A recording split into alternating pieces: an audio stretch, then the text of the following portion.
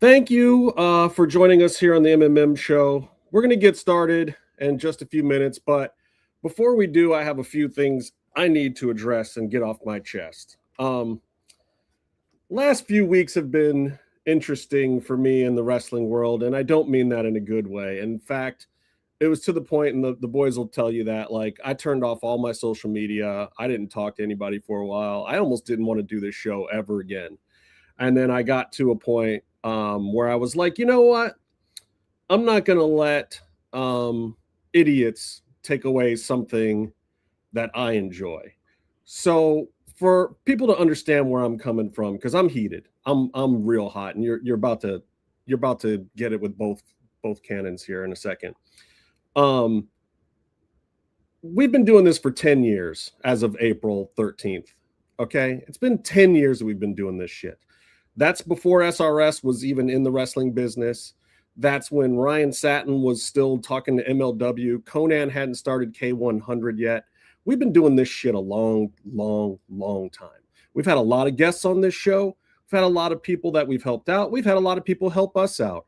And we never really did it for money or anything. We've been monetized. We have some sponsors right now, and we were monetized for a while when it was a lot easier. And we took a little time off, so we're not really monetized now because YouTube is a much different game, as anyone will tell you these days. But we have been here. We've been doing this. And I think there's some things that people should know about me, because I think a few people out there have gotten some shit twisted. First of all, I'm not to be fucked with in any fashion. I will ruin you if you do.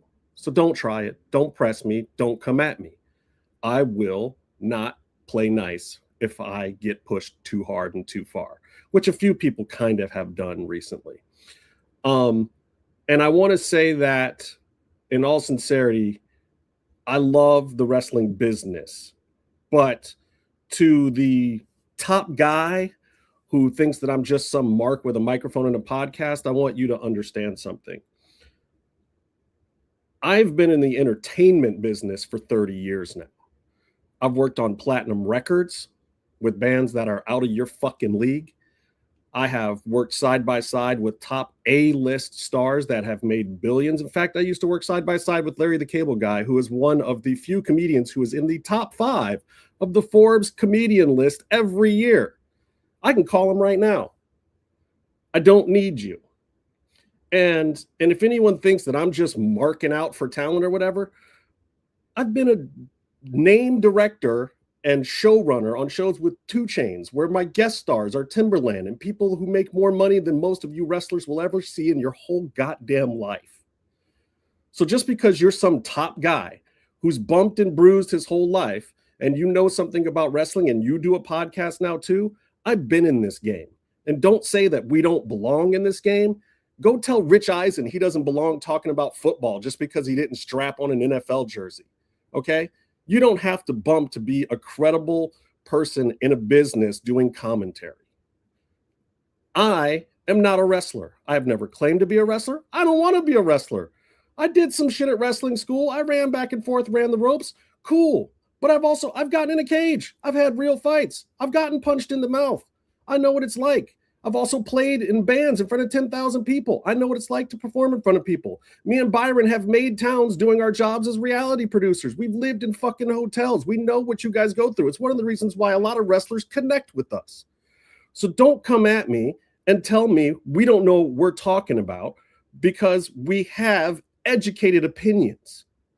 Okay? Several of us are in the entertainment industry for real. We know what we're talking about. If you don't think I know what I'm talking about when it comes to the entertainment industry, go back and watch some of the episodes that we've done. Go talk to the executive producers of wrestling shows that have come on this show and bared their souls and told us everything about the products they make, because they know we know what we're talking about. Do not come at me. You aren't worth my time. It's not the other way around, buddy. I'm here to help your business look better. I'm here because I enjoy what you do. I'm here because I appreciate what wrestling does for me. It's entertainment. And this show is a study in entertainment and what entertains us. We have perspectives from all over the world. We have educated perspectives. We have talent perspectives. We have production perspectives. We have fan perspectives. We have all of the perspectives here in this show. Now, I will also say this. Yes, a lot of us trade information, but I am not a dirt sheet. I have never been a dirt sheet, nor do I ever want to be a dirt sheet. And just because you have given me some information does not mean I'm going to give you some information that you can use to bury somebody, especially not if it has something to do with their goddamn personal life.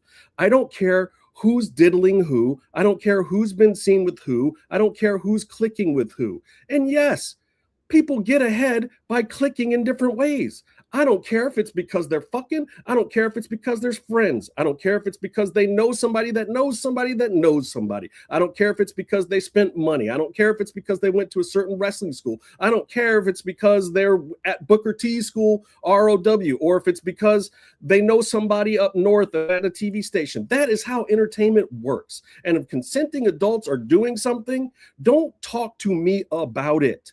It's none of your business. It's none of mine. And how people get ahead in the business that is not have anything to do with your actual ability.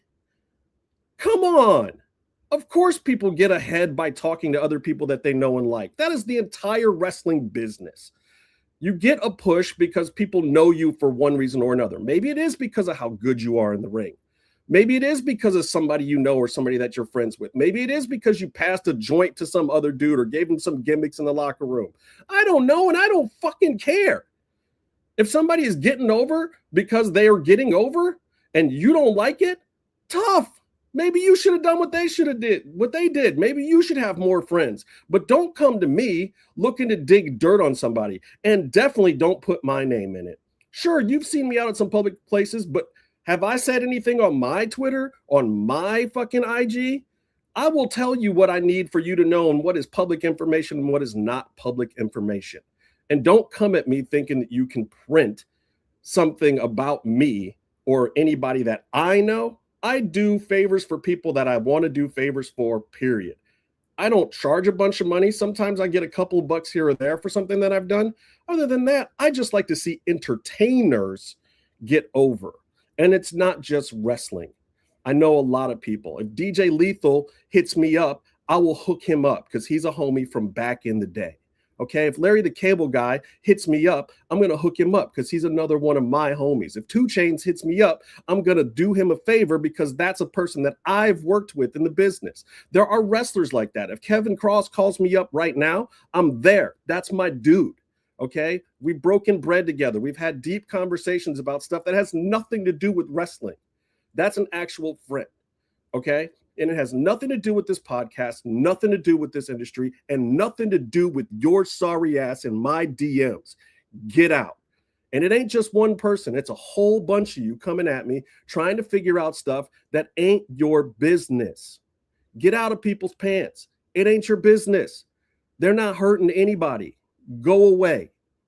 Forget what you think you know and go back to turning on the TV and watching this product. Go back to sitting in the stands and trying to enjoy it. Go back to trying to figure out why the bosses aren't paying the people that you love enough money or they're getting cut. That stuff is fair game.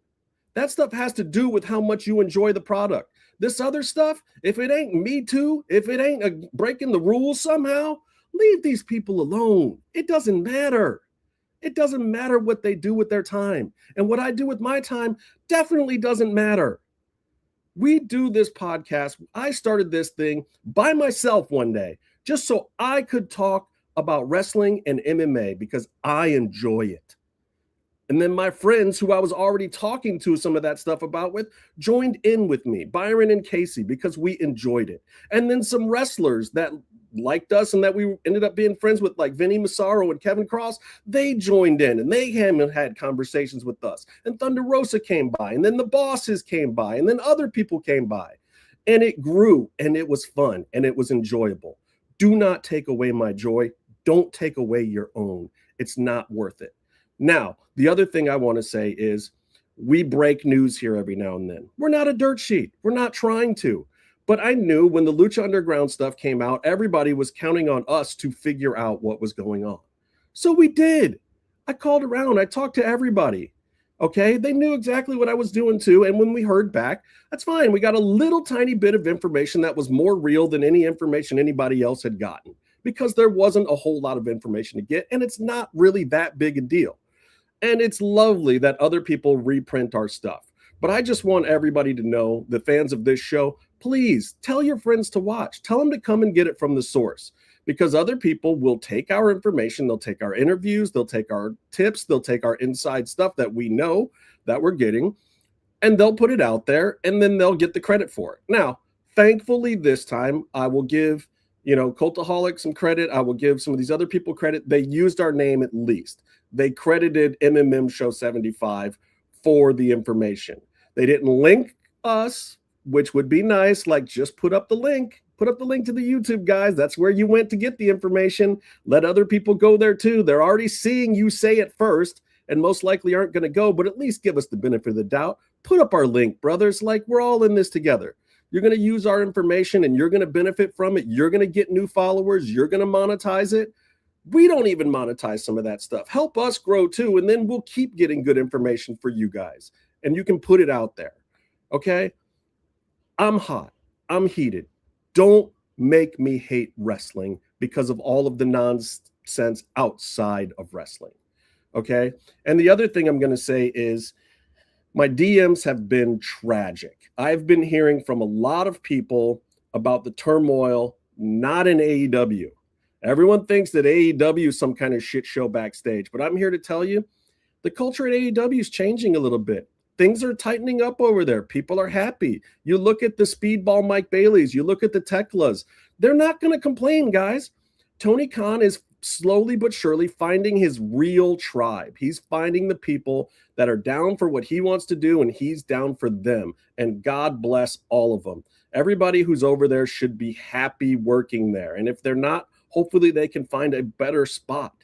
It's the people in WWE that are not happy right now. And I'm talking across the board. We're going to get into some of that in the show, but I got to tell you, there were some depressing, awful DMs that I've gotten from some people over there, and they're scared, they're upset, and it sucks. I hate it because I actually like some of the stuff that's going on the TV show right now. But man, these are real people. These are real jobs. Just like our boy Jim that comes on the show sometimes, when he was talking about the Disney cuts a few weeks back, like, he works there. His friends got let go. Guys that work underneath him got let go. Just because he still got his job, just because he still loves Disney and the product that they put out, does not mean that he's happy that his homies don't have jobs, or that he's not scared for his own. And it's the same with people at WWE. I'm not criticizing the company overall. Vince made cuts too. Everybody makes cuts, and we'll get into it. But man, God bless you guys. Keep up the good fight, because you're doing it to entertain us. And I'm so, so sorry that the business is in a weird state of turmoil right now. That's the entertainment industry across the board. And for anybody out there who doesn't think I'm in the entertainment industry, yeah, things might have been slow for me for a couple years, but I got a lot of friends. Please don't make me make a phone call on your ass. Keep your mouth shut, stay out of my goddamn business, and stay out of my way, or I'll run you the fuck over.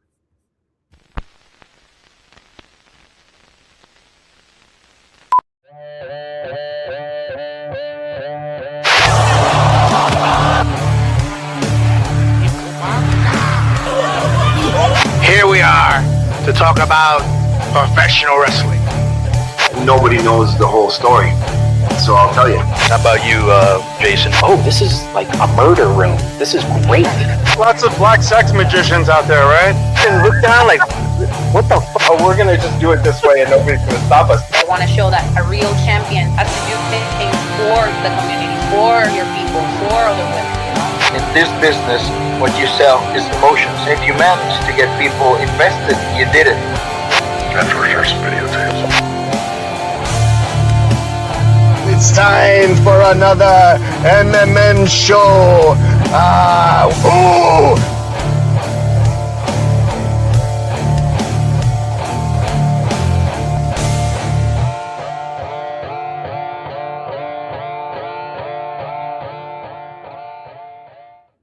Welcome to another edition of Mass Mats and Mayhem. I am your host, Justin Outlaw Harvey. You can find me on social media at Justin Harvey 75. You can, in fact, Find the entire show on social media at MMMshow75. Joined as always, or not, wherever you. I don't think you and I have done a show in ages, Byron. But anyway, by at Byron Fever. You didn't unmute yourself. Y'all got to unmute. Yeah, sorry, I muted. I'm on mute. Okay. Well, I said catch it. You didn't miss much. At Byron Fever. Catch it. Like AIDS. Great. Thank you. 10 years. I'll come up with something new before year 11. Why?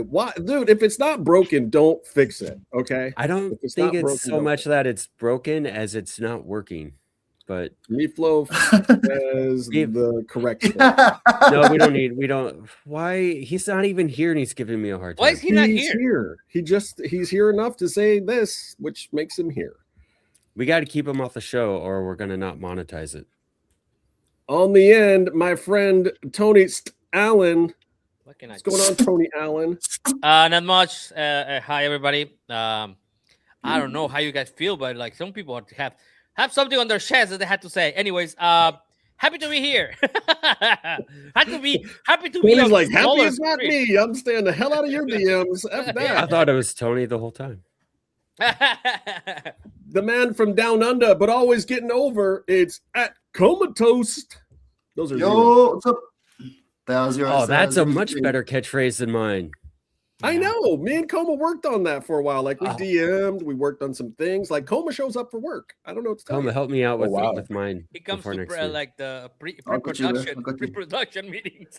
You guys are workshopping? Two-man pre-pro meetings. Look, you guys left me and Coma to ourselves the whole WrestleMania weekend, bro. He almost lost his mind on Hulk Hogan.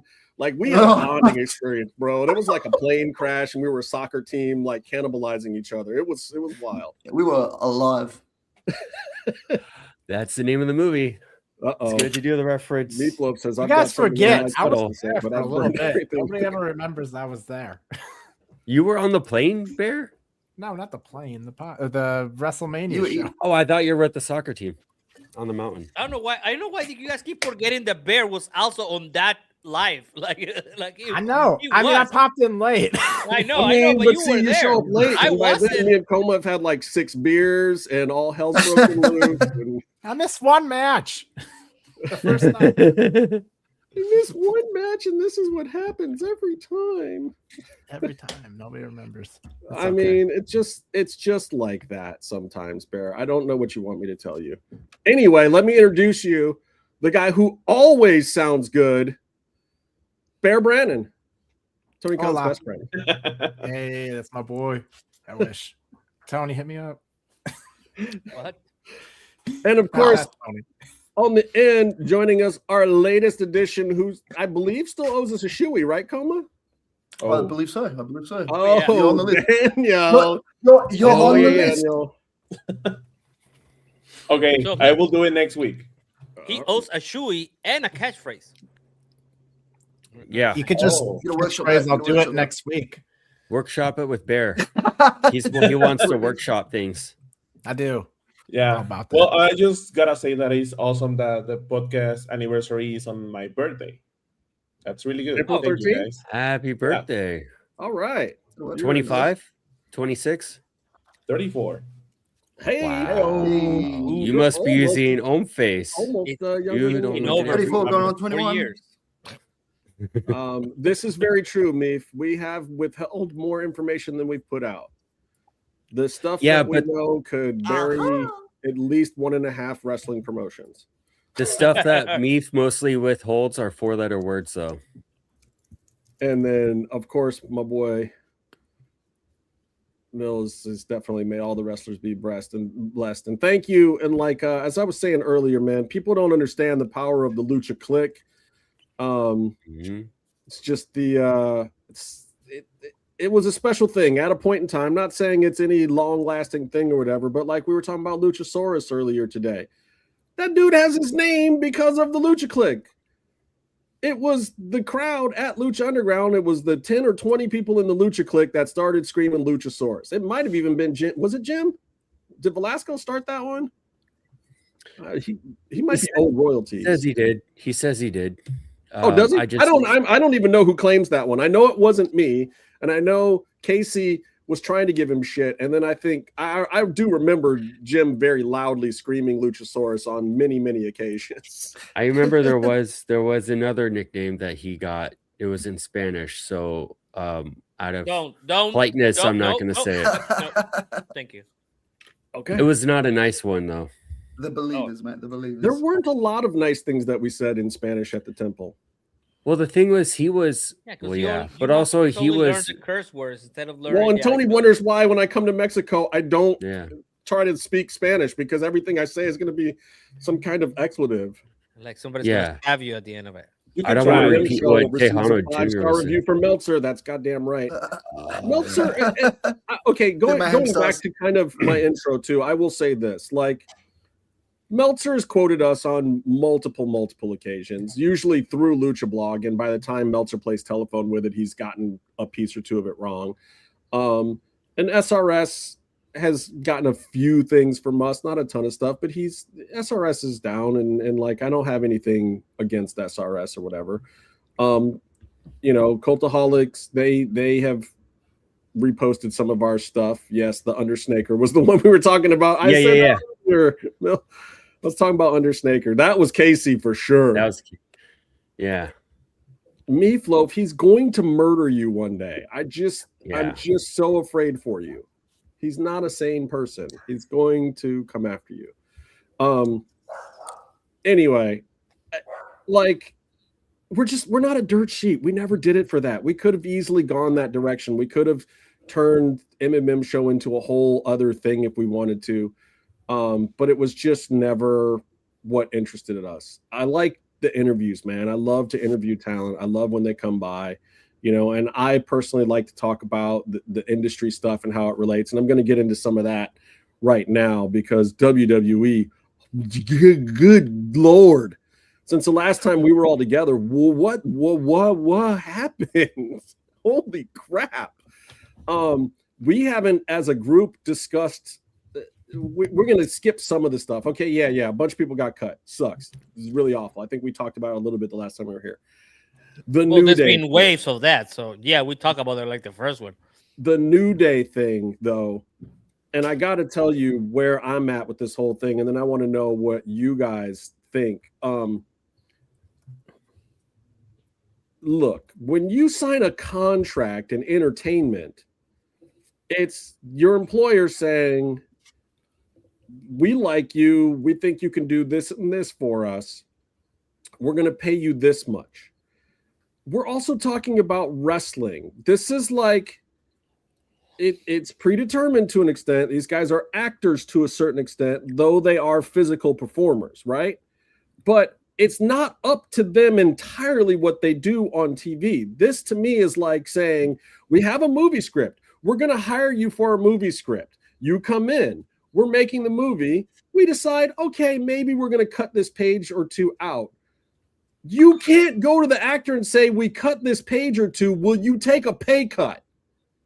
That's not how it works. Never work like that. You get paid for the work you do. You get paid because they brought you in thinking you're going to do 7 pages of dialogue. Okay, you're part of the script in the movie. People have been entirely cut out of movies. It happens all the time, right? But you don't go back to the talent and say, just because you were not used the way we thought we were going to use you, we'd like you to take half. What? Yeah, no, that's stupid. What? That's absurd. That is the craziest thing I've ever heard. But even if you think about it on a regular job, right?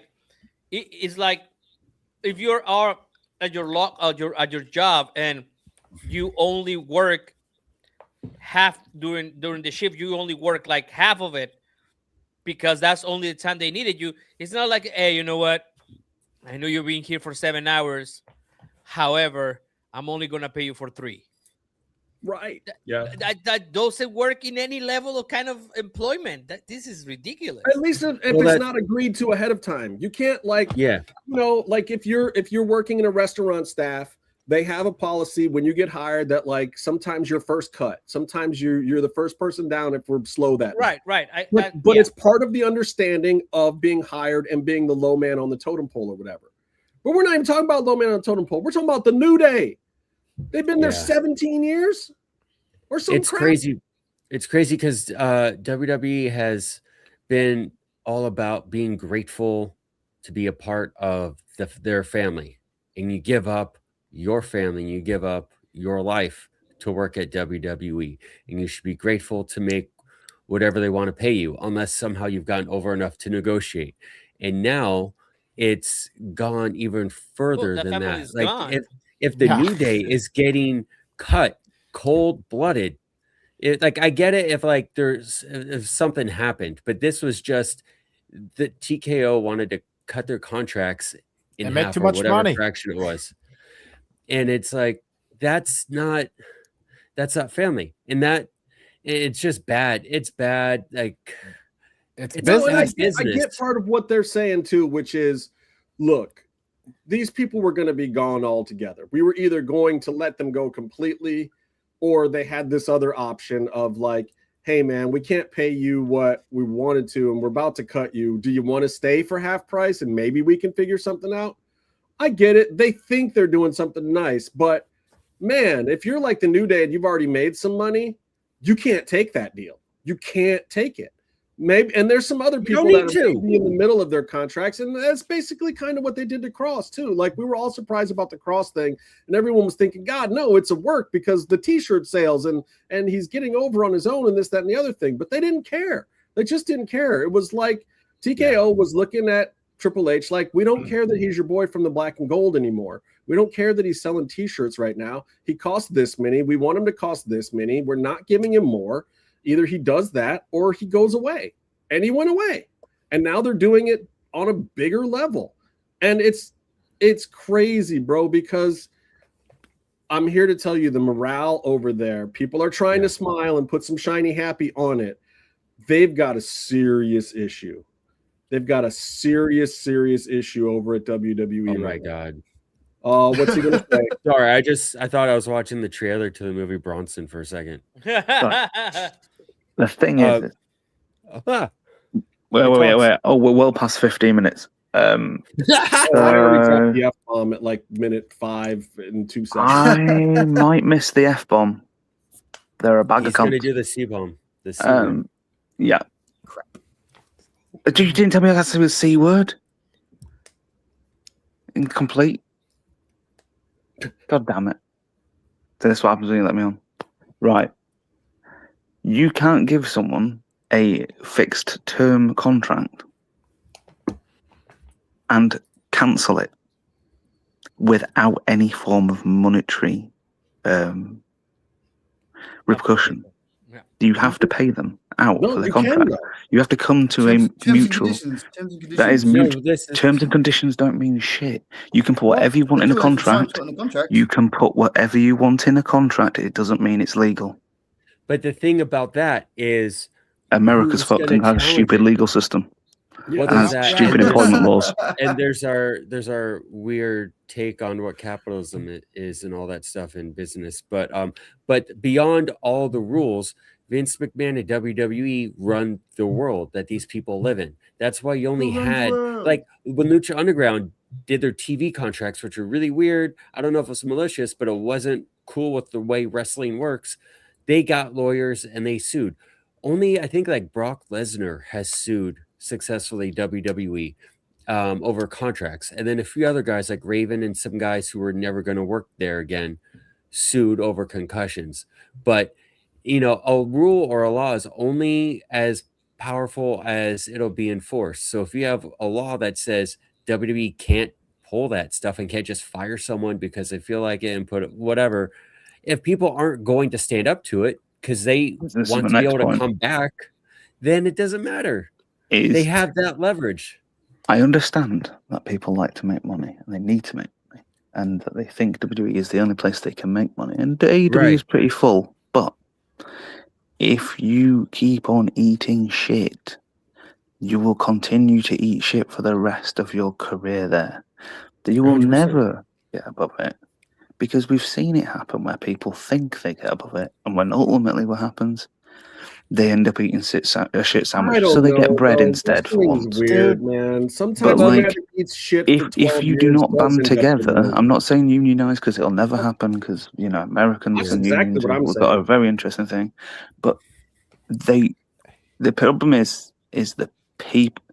The problem is that there are enough people in that locker room who are happy to be there and are happy to take cuts that they will screw everybody I'll over. I'll take it one step further, though. Okay, go ahead, man. The Fed heads, that's what they're banking on, man. What WWE is banking on is that they can make the stars. They can keep some of their top guys, but they think the brand is bigger than any one individual, right? They think they can bring anybody in, and the people that watch the Fed are going to continue to watch the Fed, regardless if New Day is there or not. And that's They're the not place that we're wrong. at.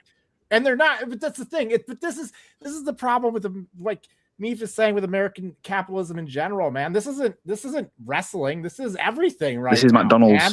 This is Burger King. McDonald's. This is everything. It's all about profits and unlimited profits. It's not about loyalty. And like I said, I was joking loyalty with people that are thinking about signing with WWE.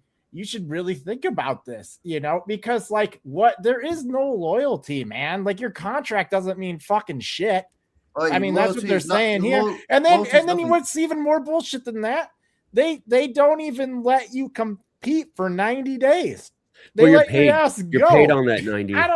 Yeah, but still, man. They're talking about making it even longer. So the new TKO contracts that they're trying to switch everyone over to have not only do they have longer no compete clauses up to 6 months, and some of them have this year-long thing in them, they also now have a price matching period and a first right of refusal. Yeah. So you can't even go out. Slavery. You could never get to free agency. There is never a point in time, if the contracts change like that, where you will ever get a bid from WWE and AEW and TNA at the same time. It'll never happen. This is the same thing that UFC has done. This is how the UFC contracts work, and this is kind of what they're moving to now. They've been trying to run the business like UFC. They started going after, to be a little over dramatic perhaps, but they started going after the fan base, and now they're going after their talent, and they're going to turn it into a thing where the company makes the percentage of money that TKO makes for UFC. And that's just how it's going to be. I also want to bring up, like, you have someone like Cross who doesn't like the offer. I'm not going to get into, I don't know how much money he has, but I know that he can make as much or more working elsewhere. And it's hard though. He went and did that. But you have guys like, but he has the option. He has his own leverage in the deal. He can walk away. Either. Yeah, but he could walk away, and maybe he'll come back, or maybe he'll go somewhere else. But he has options. New Day, those guys don't have to work another day in their lives. They've had that gig for a long time. They have the leverage to walk away. And Austin from Creed's got a lot in his favor that he's already got going on the side, and they were trying to. Was it they're trying to keep him on board for up, down? Video games, but like, immediately, like obviously AEW needs to. Kenny Omega needs to try to get his friend to do video game stuff officially now. That's been almost more than $1 a New Day as a tag match. Kenny and Austin Creed need to put their brands together and do their own up, down, down. But what about this? What about Obafemi? What if they went to him today and said, we need to cut your contract by half?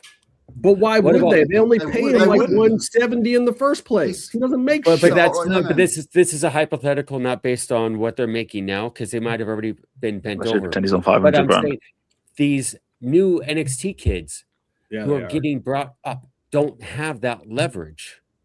They never will. And they never will. And and this is what I have to say about the whole thing. This is where TKO is messing up, because now there is only one answer. These guys aren't UFC fighters. They're not at the gym training and focusing on a fight for 3 months. these kids are going to unionize. They don't have a choice. When you get fucking Kevin Nash, who didn't do anything to help it along when it was an option before, now saying shit like it's union time. Guess what, guys? It's union time. Yeah. Every one of those wrestlers that started to get a pay cut should reach out.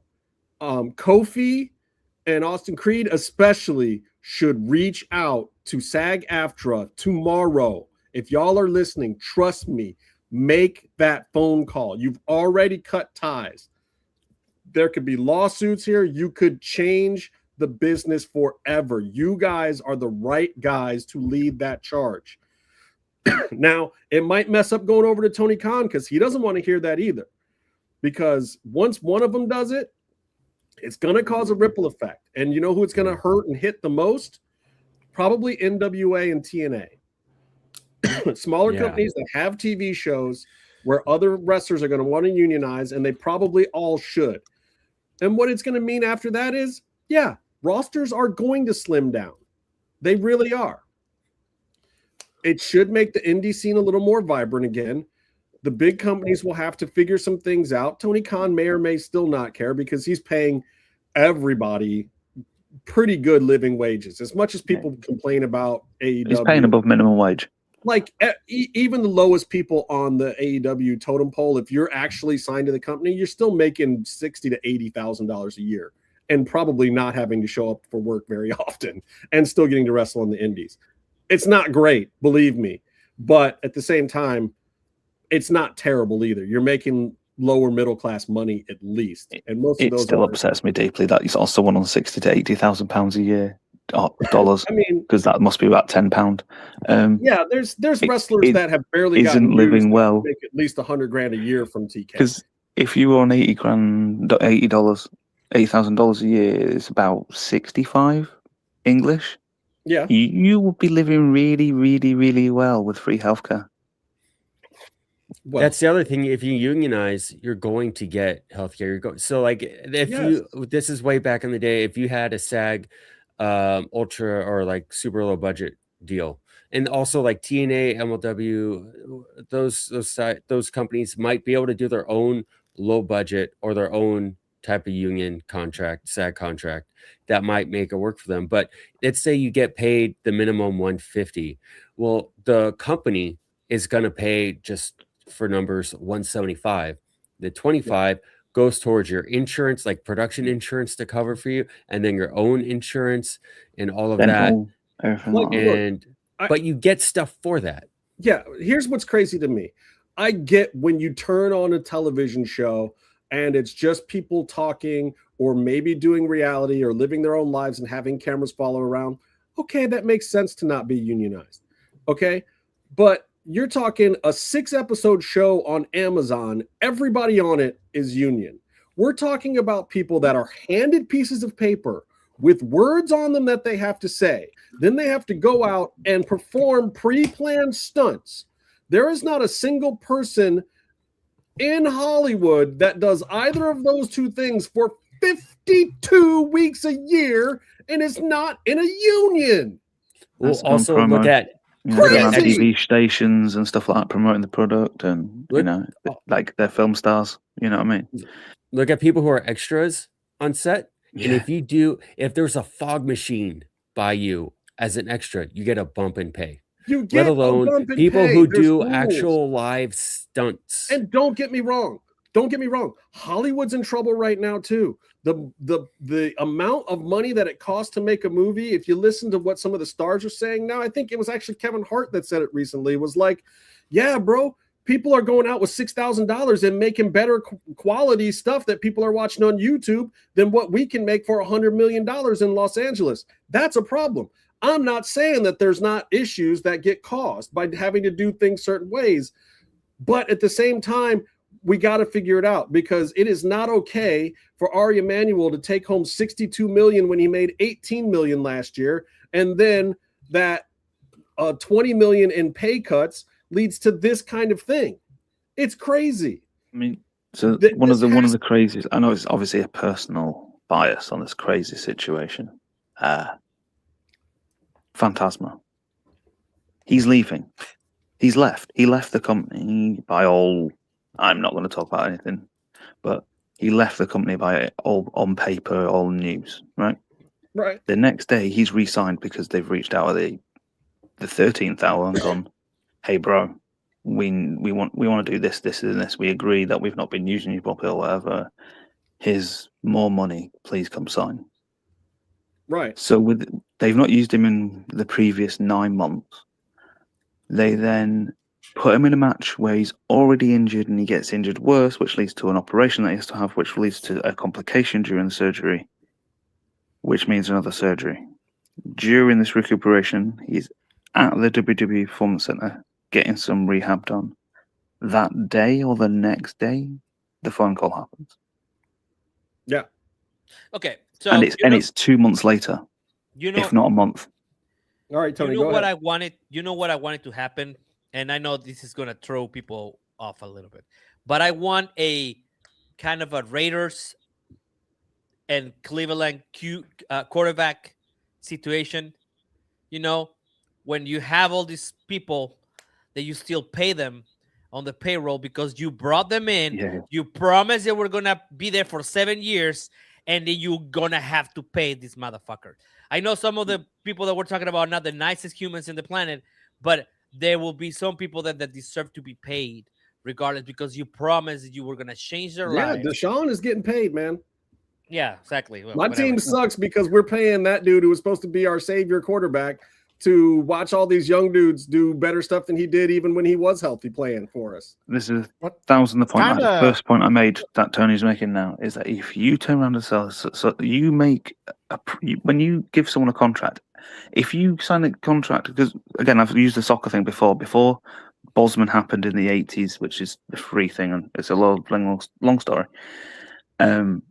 There was no power for footballers because you just signed a contract with a football club and that football club owns your registration. They could sell you, they could trade you, they could let you go, but they still owned your registration. If they didn't sign over your registration, you couldn't go anywhere else. So that's effectively what WWE is doing, but to a degree for 90 days. But the thing is if you give someone because contracts didn't exist then, if you give someone a 5-year contract, that is you making a commitment to paying those motherfuckers that much per year and all the other little bits for 5 fucking years. You cannot go back on that unless they break some form of rules and laws that can give you an out. You can't just tear the contract up. It's illegal to the highest degree. If you took it to court, then America. So, all right, Barry, you have to answer this question for Grant real quick. He says, "Hey, MMM, I'm attending Dynamite next week, but I know AEW has a history of not putting on the best go-home shows for the pay-per-view. And yes, we make jokes about that all the time here. Do you think it'll end up being a good card for Dynamite?" Well, if Darby's on it, fuck yeah. Yeah. Yeah, Darby's on it, man. I'm going to say, Darby raised the whole grade. Judging by the last few weeks, you might be in for a far better go home show than what AEW normally does. Now, the other thing I will say is that when AEW does do really good go home shows, people get hurt. So let's also not go that direction either, AEW. Let's not. I'm not going to knock on wood and not try to jinx it. But hopefully everybody stays good. Healthy. Daniel, what do you think about the situation? You haven't said much. I'm curious to know your thoughts as a newer fan to this whole industry. You're seeing some of these things that are going on, and it's news that anybody who's watching any kind of wrestling these days can't avoid. What are your thoughts? I was thinking about my contract when I was working at a call center. It seems like that. Like you don't work, you don't get paid. And now with the newer jobs that I got is that kind of contracts that me and Tony are referring to. And this is a job. This is a regular job. Like you're working for a company as all we do. And if you get fired or if you're going to put me there for some kind of money, but you bench me, you need to pay me. This is how every company now works. Even tech companies, they can bench you. And since TKO wants to be this big company, entertainment company, well, guess what? You're a company too. So you don't got the, I don't know, like treated especially or something like that. The exemption. And yeah, and actually, I asked you guys, I think that 2 shows ago, about the union, like if there was a union or if they have something like these kind of I don't know, like things here in wrestling, because I didn't know. I was hoping to, but now it seems like a really big of a deal that they need to do one. But for me, it's like a no-brainer. Like they have to have it. It's the only way to fix it. It's the reason why, like we were talking about Deshaun Watson, there's a reason for that. It's the NFL Players Union. Yes. That is 100% the only reason why that guy is getting paid a lot of money, like one of the highest contracts ever, to not play. And also, the team doesn't even really want him to play at this point in time, and it's fine. And everybody just accepts, like, we'll just pay the guy. It's part of the cost of doing business. So guess who actually owns a football team? One of the billionaires that owns one of these wrestling companies also is a part owner of a football team and completely understands how this works. And yes, it'll take restructuring some stuff, but he's got 180 people on his roster. Yeah. And as much as I don't want to see anybody lose their job, Tony Khan can lose 20 people from that roster, and it probably will do them some good. It'll do the people who stay some good and the people who leave probably some good. But on the other side of that, though, there's something interesting with the WWE side of that. And what I've been noticing with some of these cuts is that they're picking up all these guys that aren't like traditional wrestlers, right? They're going to like these Division I college schools and recruiting them. Athletes.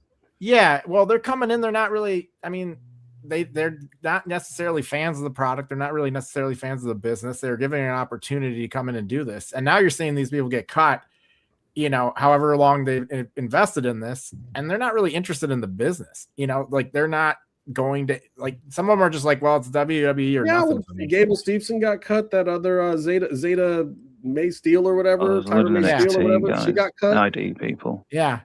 And so it's just it's interesting to see kind of like they're the way they do business and stuff like that, because like these guys, I don't know. I mean, I hope they have something to fall back on, but now they've taken a couple of years out of their life to pursue something that's like, you know, that is not something they were even invested in the first place. You take a Roman Reigns from college football and you get a Kurt Angle and a Chad Gable or two out of the blue chipper thing, and you get a Saul Ruka from gymnastics and stuff like that. There's some successes in there too, but also, like, who knew that Kurt Angle would be such a wonderful actor? You know, Roman grew into the acting side of it too. What makes Roman special is not his athletic ability. It's that smarmy smile and his good looks. That's really is information, by the way. Charm of Roman. Well, he's good a TV looks are star. achievable now by money. So, and Saul Ruka is a whole other thing because they're squandering her already. Yeah, but also before we get, like, there is this little detail that we're kind of overlooking because we're so close to this thing. But there's no other sport when you are in no other performance or entertainment when you can literally, if you go to a soccer game, the point of the soccer game is not to tackle somebody, it's to score. Correct. If you go to a football game, the point is not, again, to tackle, but to, throw a pass to the touchdown. Okay, watch these sports in particular, this particular entertainment that we enjoy so much, the whole point of it is so that it looks like a car crash that is happening at real time, and we enjoy it. Especially if it's a derby match. Especially if it's a derby match. Like, so these people are really putting, like, have you ever stand up on the top of on the third rope just for any reason? Oh yeah. Have you ever? Yeah. I've jumped off of it. Okay. It's crazy. It's crazy. It's not the easiest thing. I mean, even just running the ropes is crazy as fuck. No, right? Running the ropes is way worse. I would jump off the top rope. I would rather. I'd rather jump on a table than run the ropes. Yes. It is crazy, fascinating, and there is a select amount of people on the planet that will do it.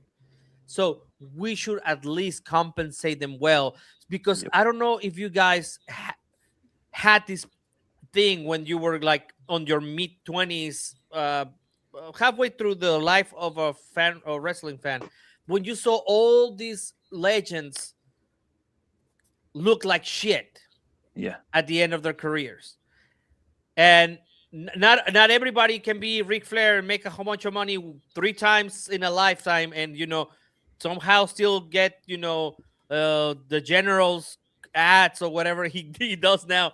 Not everybody can do that. So we don't want those talent in the future to start looking like that right now, because now it seems that they want to pay them pennies instead of paying them the millions of dollars that they deserve for this kind of job. Well, that's the other reason why union's the only way out of it. I have some union stuff for you because I am a nerd, and being British, I love unions.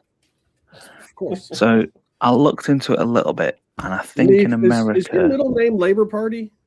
Oh, so like, as much as I hate the current Labour Party,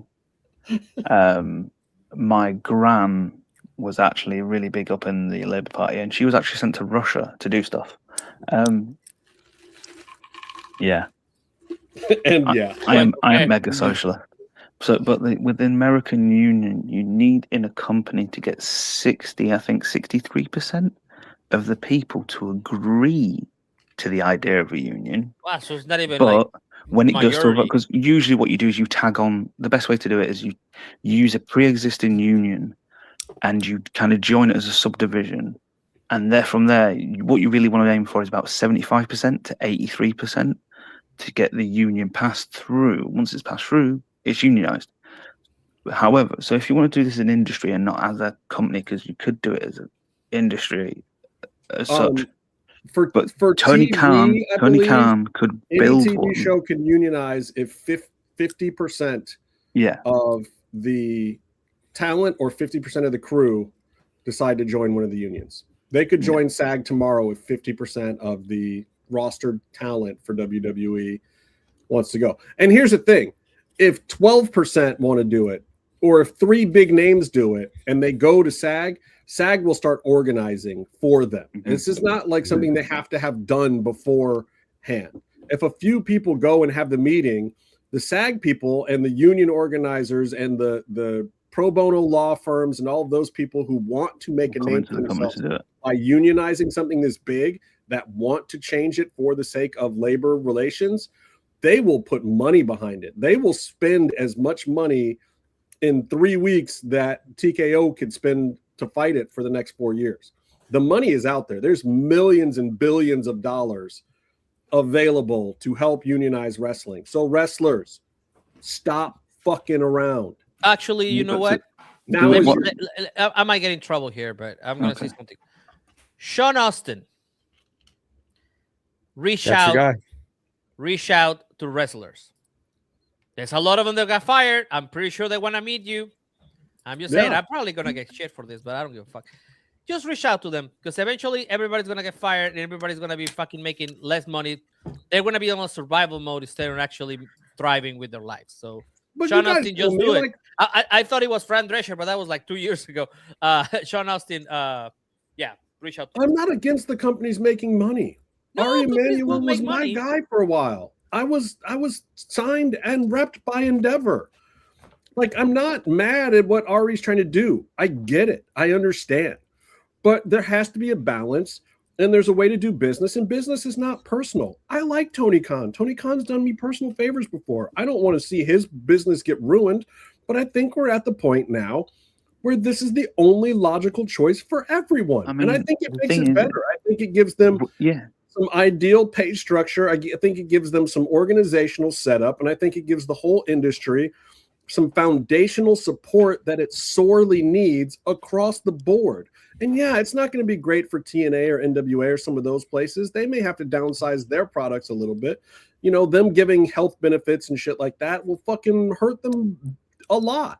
But at the same time, like, then let's find out how you do business, because that is the price of making a TV show. Realistically, like you said about pay structure, the WWE could go from having, because effectively what happens is a guy goes in with his legal team or whatever, and they go backwards and forwards, and they come to some form of, and it's just a figure that they've come to an agreement on. It's not structured at all. It's not this is what we currently pay people to a degree. If they go, right, NXT, you guys now start at the base minimum, $75 a year. There's nobody asking. Some people might get more, but there's no one can like really ask for more as such. And then even when you get first called up, let's say it's $150 a year. Perfect. They'll actually end up with a better pay structure for themselves, where they're actually just paying an average wage. That's quite good. And the wrestlers are getting good thing, and they're getting a guarantee. They're not getting shafted, and there's also guarantees on terms of fixed contracts. If you sign a 5-year deal, it means you're going to get paid for 5 years, unless you make a mutual agreement. And therefore, you'll end up with just a better all-round landscape of the pay structure inside the company, and it's going to make everything better. Yeah, you know. Well, also, like in an NFL contract and a sports contract, you get guarantee money, and you can base your survival on that guarantee money, and make plans on. Now, if you get cut, then you just go home. Yeah. Oh, I've got a £500,000 mortgage. Your Great. agent or made a plan there and save you the money like up front. Otherwise, you're fucked. Right. All right. Well, look, this is not a story that's finished by any stretch of the imagination. Yeah. There's a lot to it, but I want to ask you guys about a couple other things. First of all, in relation to this, the Asuka situation comes out. It is not part of this whole deal. She's got some personal stuff going on. As I said at the top of the show, let's just leave Asuka the hell alone. If she's got something to deal with her family, then she's got something to deal with back home. That's all we need to know. Clearly, her friends are going to miss her. She's got no ill will from WWE. She needs some time to go figure stuff out. So whatever it is, Asuka, Godspeed to you. Thanks for another great match at the pay-per-view. It was a nice moment with her and EO at the end. Kind of funny, kind of silly. That was the best match of the night. Yeah, definitely.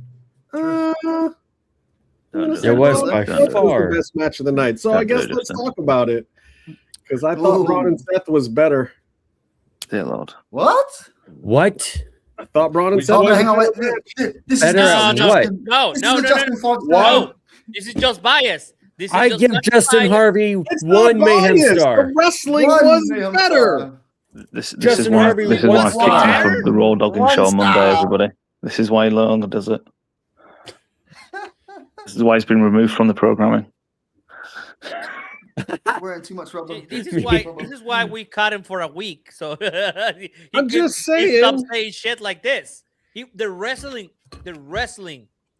was better. I didn't watch either. You guys got to sell me on this because I didn't see either. So, Bear, I will give you the rundown. I got that show done in 30 minutes, and I was aiming for 15. Damn. They made him watch more. That's what he's saying. No. He legitimately, I got through 3/4 of the show run through with Tony and Coma in about 25 minutes. Yeah, but I'm talking about the pay-per-view. Oh. I'm talking about the pay-per-view. Yeah. No, Braun and Seth, they technically did a match. Yeah, all right. So, like, he sold me on this match. Why is this the best match versus the other one? Because they kept botching and they moved in slow motion. Mill says I'm working, y'all. I thought it was a good match. Dude, why, Justin? I need to know why. Every time there's a WWE show, Justin tells us, I really enjoyed that. Like, not just any, they have good shows. Honestly, but listen, like they'll have a bad Raw and then we'll be like, that was horrible. Oh, hang on. It was a work rate match. Braun is super duper aggressive, which I like. And to me, it looked like two guys who were actually in there trying to fight each other. They're not. They did not look like they were in there trying to do a bunch of scripted moves. He always does this shit to Braun. Like, oh my God, it's so real. He fucks up. No, he just fucks up. That's all he does. Yeah, it looked good to me. You're telling me he fucked up in that match? What did he botch? Yes. What did he botch? Life. He botched the That's what he botched. Who had the better story? Like the 20th spear? What about his finish where he was supposed to run the ropes really fast and hit a spear, which he has done and it's looked awesome.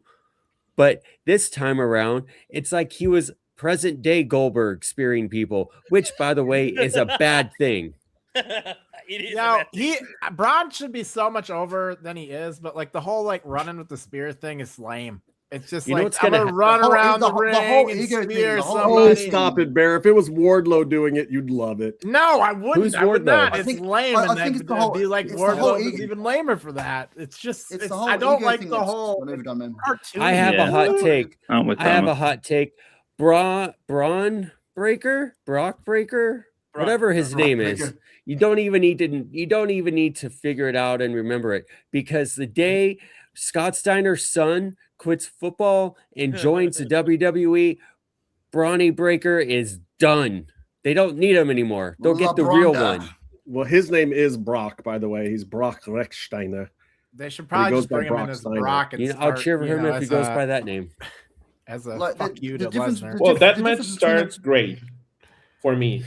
Here we go. It started really good, and then I don't know what happened. Like they got tired or something. Yes, Seth Rollins happened. Probably because he ran around the ring a bunch trying to Seth get Rollins a got spear. tired. Wait. If we're gonna talk about tired, if we're gonna talk about blown up, we got to talk about my boy Donovan. He blew up and he did 3 moves. I love me some Danhausen, but bro, Masquerita saved his ass through that. I mean, Masquerita, holy shit, that dude's 44 years old now, by the way. He was 34 when we were seeing him at Lucha Underground. Okay, that was the second best match on the show. Can we confirm? Can we confirm that was Masquerita? No, El Torito by himself was the best match on the whole show. Yeah, Miz did a good job with him. Miz did. Oh my god! I think go Miz back can and watch base. Miz in that match. Yeah, he is giving his soul to the business in that match. We figured it out. It's not that moves go are ahead. barely happening, and Miz is powering through them to make them finish the right way. Miz, you can hate on that dude all you want, but he saved that match like 7 or 8 fucking times. It was amazing. It's not that Miz can't base or can't catch or can't lucha.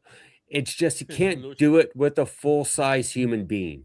Oh, we got to answer this question real quick. Because I think Swerve said it best today.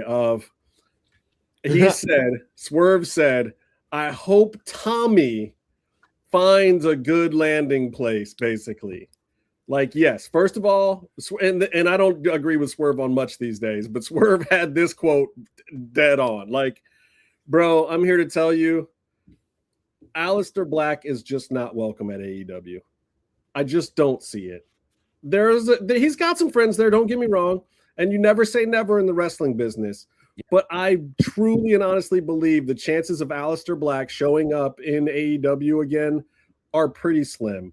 I honestly believe he'll probably show up in TNA.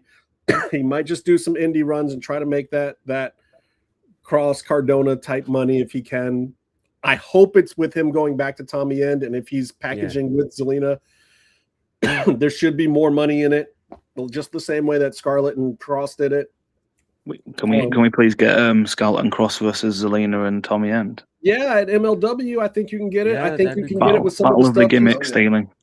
Doing with FSW with Joey and those guys out in Vegas, as Mill was talking about earlier. Cross, I think, is to the point now where I would not be surprised to see him scoop up half the indies and make a new promotion himself. I think he's seeing what Court's done on the East Coast with MLW. I think he's seeing what Corrigan's done with NWA. And I think Cross has realized with the guys he knows and the know-how he has in the business now and some of the money connects that he can get, if he can get a TV deal and put asses in seats, I think he could take FSW as the skeleton structure and turn it into something much bigger and better very, very quickly and easily. Tommy and FSW end up there. FSW is legit. Like, they're small, and I think part of that is because if anyone gets any momentum, they leave right away. Chris Bay came from there, but the thing is, they have a pipeline. They have their own room that they do shows in. They train, so they have fresh talent coming up, which also means they have people who will work their shows. Put up the ring and stuff like that. They have it set up already. It's a good product, but yeah, if you added more for it too, because the wrestlers can find other daytime work. Yeah, and then why are you laughing, Daniel? And have their schedules Hold on. work. Can I? I'm sorry to interrupt, but Danielle just asked me, what does the guy from the Smashing Pumpkins had to do with NWA? Oh, with Billy Corgan? Oh. Well, I didn't first know of all, about it. the first thing that you should know is the world is a vampire. And that was the rest of their career. Owner of the NWA. Joking. I love Billy Corgan. Yeah. He actually made Thunder champion. So He first of all, he made Thunder Rosa a world champion as the first Mexican woman to win the NWA title because he owns the NWA. Oh my god! He looked at coming in and Oh my God, is buying that- TNA at one point in time, and I think I have eventually he mentioned this decided to. plenty of times, brother. Like conversation is in my house. That's why I would not normally put out while we're like chatting or private, but I think I've said this like a brother. It's a good question, though. Is it? Well, people need to know, and I forgot about it. I think that if Daniel doesn't know, then that means somebody else out there probably doesn't know either, and then that's why you have the greenhorn sometimes, because it gives you a good way to answer the things, and we just talk about it like people know, and we Tony Khan it like people know the next new up and coming wrestler from some small independent promotion in Japan. Yeah, he Google it. By the NWA. Google it. At one point, We are learning new things. This is my pop of the week. I apologize to go back to Cross, but like, can we just have a thing? Can we just have a little laugh moment here with the Cross and Aleister Black thing? It went full circle. So when Cross was coming up to the main roster, we were like, "Oh, I don't know if they can do that because Aleister Black's on there and he's doing like a spooky gimmick." Right. Oh, and then Cross left, and then Aleister Black came back and literally stepped in his shoes. Yep. It was like this big flip, flop. Yeah, it was super duper weird. I think it also was unfortunate. There's definitely a lack of awareness. I'm a huge Tommy End fan. I'm a huge Aleister Black fan. I've seen him on the Indies doing that thing, and Aleister Black on the Indies. Aleister Black fan? I thought his Cody stuff was great. I like the trio stuff, but I saw him on the Indies, and he had it all for an indie main event. He had the presence. As Tommy End? No, as Aleister Black. Oh, really? Well, I guess he worked at that was his name. That was his when he gimmick. works when he works the Indies, he's still Tommy End though. It's different. Yeah, he didn't do like spooky like lights. Tommy End is a whole different product to me. He was great on but NXT. There is when he was in NXT. There has to be some lack of awareness or blinders put on that are on him when he went back to WWE, did fuck all, and then gave an interview about how he's so much happier and he's so much busier and he's had so much more success. Then he got called out by anyone who was paying attention and keeping score, and then he got released like 6 months later. Like, he was there for a cup of coffee, and I hope it was a very, very good cup of coffee. I wish him the best. I'm a big fan of his. I bought a shirt from him at PWG Boa 15.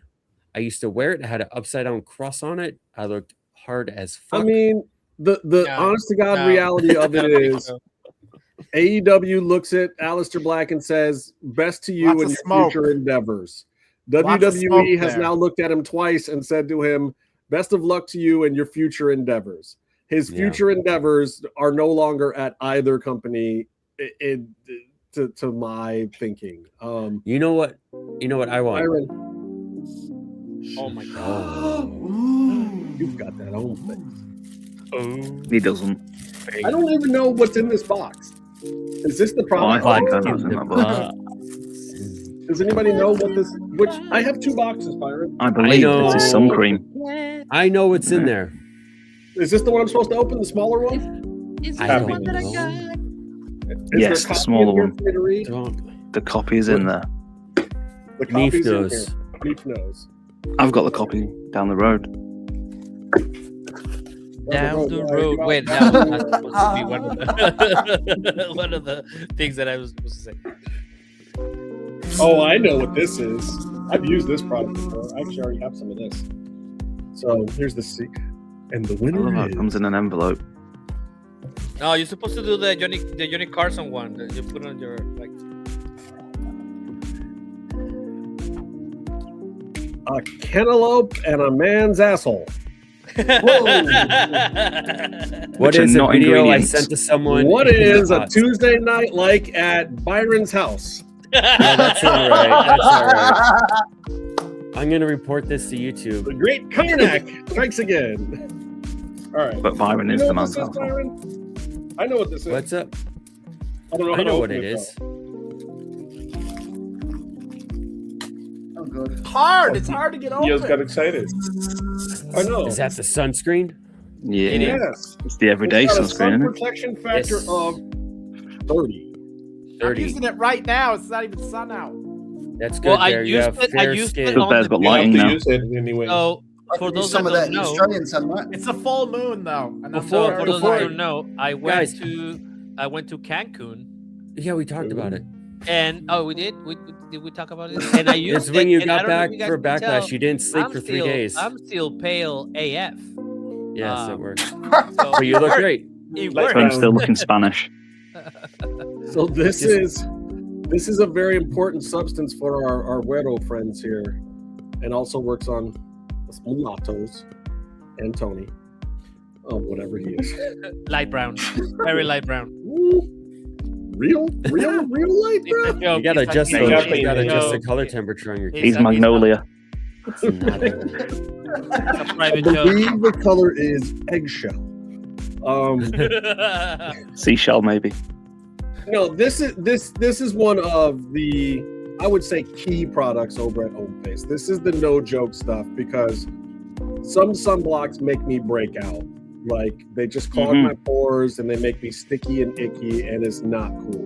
This is the stuff that is that's going to protect you from the sun and also protect your skin and make your skin look the way it's supposed to. So let me open the beautiful card they love to send me. Oh, so sweet. Look at this. This looks like a happy vacation. This tube of Ohm Faces having some tequila. Or maybe that's a rum drink. That looks like a Manhattan, bro. It's the everyday sun defense. Oh, this is so nice. Do you guys get the postcards too? I don't think you guys do. Yeah. Sorry, Justin.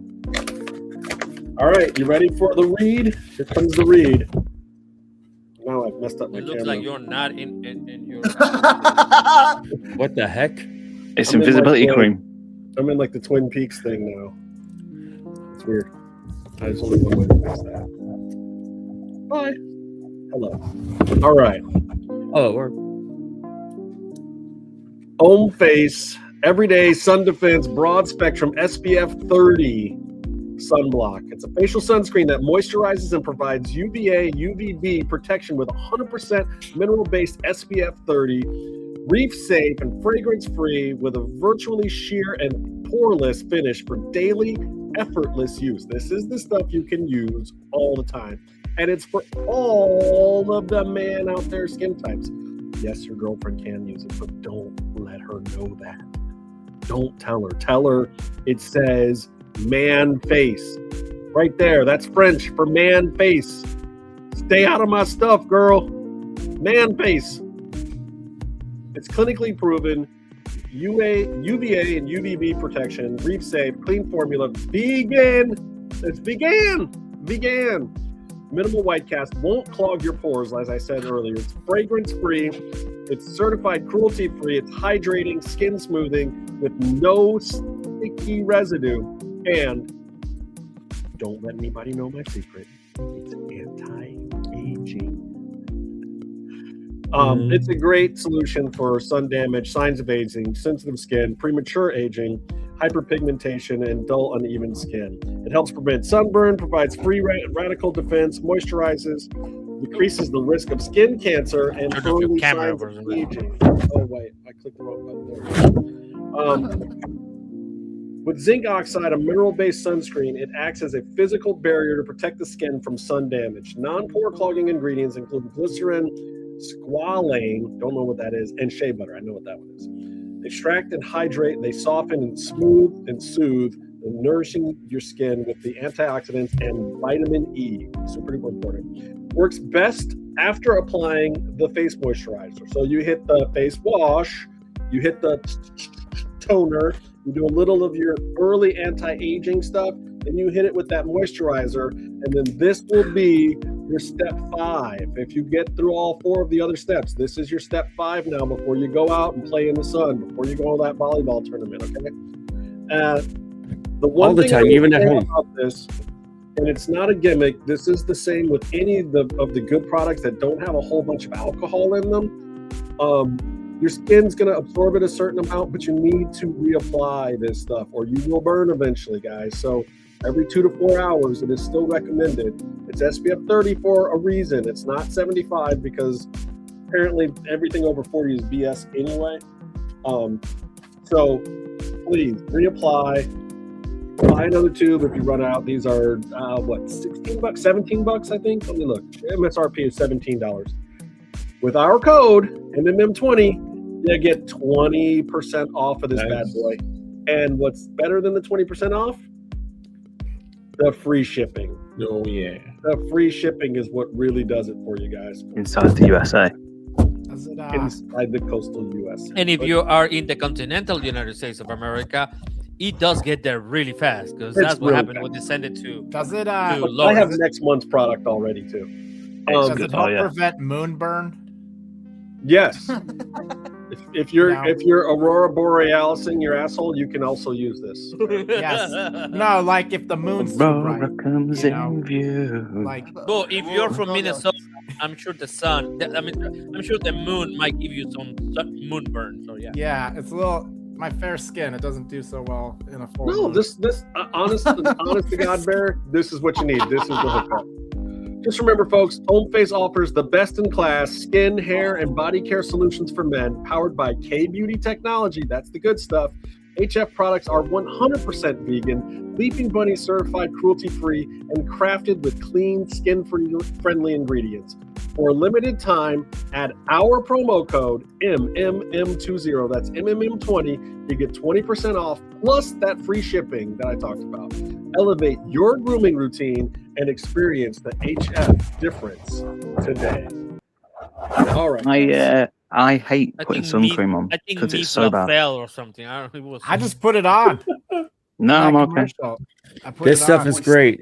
And you want to use, the thing is, when you do your skincare, you need to put sunscreen on after you do your skincare, all the creams and stuff, so it works, because the sun will negate all that and will start damaging you. Even if you stay inside, when you drive your car, you're going to get a sunburn. If you're driving, if you're out in the sun for so long, you get the driver's arm. Yeah. Look, Farmers never been to the UK. That's how people know you roll. He's never Though, been to Australia either. That's how they know you're driving. My left arm, bro. I do a lot of driving, and my left arm. The ladies all know that you got a car. I had a chocolate arm and a marshmallow arm last year, and this year they're both even. Does that work well for people in Australia as well, for the right arm, the driving side? Yes, it does. Okay, cool. Just checking. Even though it's the other arm. I know. I know. You're supposed to drive on the left-hand side of the road. I gotta say that I went to vacation in Cancun. I don't know if I mentioned this. Like in your backyard. Get up. Rub it in, champ. Anyways, no, but like gotta be serious. The skin protection when you're on vacation and stuff like that, it is very important. So it did help me a lot that it got there on time. I know I had Byron running to Lawrence, Kansas to deliver it on time. Shout out Lawrence, Kansas. I've been there. Yeah. KU, Rock Shock. Anyways, it did help a lot, to be honest. Like, and the toner too, because I didn't know what it do, but now that I know what it do, it does it really well. What it do? What it does? What it do, Tony? What it do? I have no idea, man. It just makes my skin look nice. What it do? What it does. All right. But you know what? In the future, I want Kama to make the read just to see what happens. Let's just try it out one time. What? Let's just do it. Let's just do it one time. Let's see what happens. No, Americans love accents. Well, should we let him do it on Raw Dogging this Monday? We love They accents. are sponsors that do send us actual U.S. currency. Tony, do we really want to do that? They use dollars in Australia. I mean, we don't let Byron do it either. But then again, who understands what Byron is saying? That's what I'm saying. I know something ice hockey something. People. Isn't the sun like hotter top of the in week Australia, NHL though? playoffs? Oh hell yeah! Probably needs hell it yeah! more. He probably needs it more down. I'm there. melting. What a horrible world. What a horrible. Wait, Everything's harsher in Australia. Is that a thing? Everything's harsher in Australia. I just know the toilet flush is the other The accents. It's all I know. The animals. Have you seen the movie Razorback? Have you ever heard of the drop bears? Okay, Comatose is on the streets out there. I gotta ask you guys some questions about this pay-per-view though, because as much as there was a lot of bad things that happened in wrestling, I want to talk about some of the not necessarily bad stuff. It's going to be. I didn't think this pay-per-view was terrible. I'm not giving it an A+. It was a good SmackDown. It had some issues, but it did. I didn't think it was terrible. I mean, there's been some backlashes that are really like, this is just a fucking rehash. But even the one thing that was a major rehash was Trick going over on Sammy again. Well, Justin, you wouldn't know if anybody put anything out saying that it was a terrible show because it all got pulled. Yeah. Well, yeah, all the reaction clips got. We're all living in America. I want to put on over. Watched it, WD. It's wunderbar. It's amazing. You guys put on the best pay-per-views.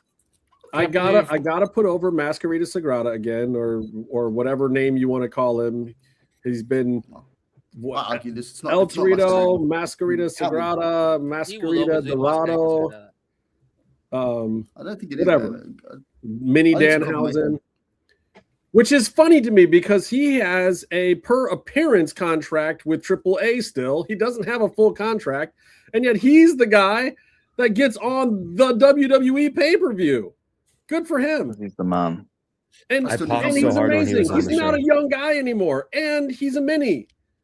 Like, God bless him. He's in amazing health from what I understand. He wrestles constantly. He goes back and forth from Vegas to LA to Mexico. He's like in Canada. He wrestles on a regular basis. Like, dude is getting dates. Dude is always working.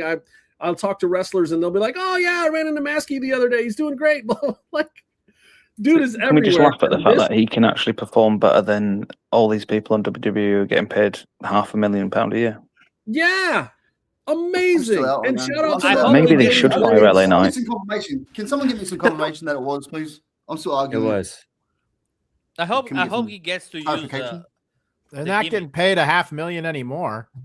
Oh man. LA Knight probably is just for some strange reason. That man just seems to be Teflon. He's not making half. He's making 300. That's 300 too much. Well, he might have been one of the pay cut people. We don't know. He definitely probably did. There were some that accepted he ate the whole boot. So, and you know how Triple H loves to rib him some LA Knights. Like, hey, Knight, by the way, if you want to stay here, half.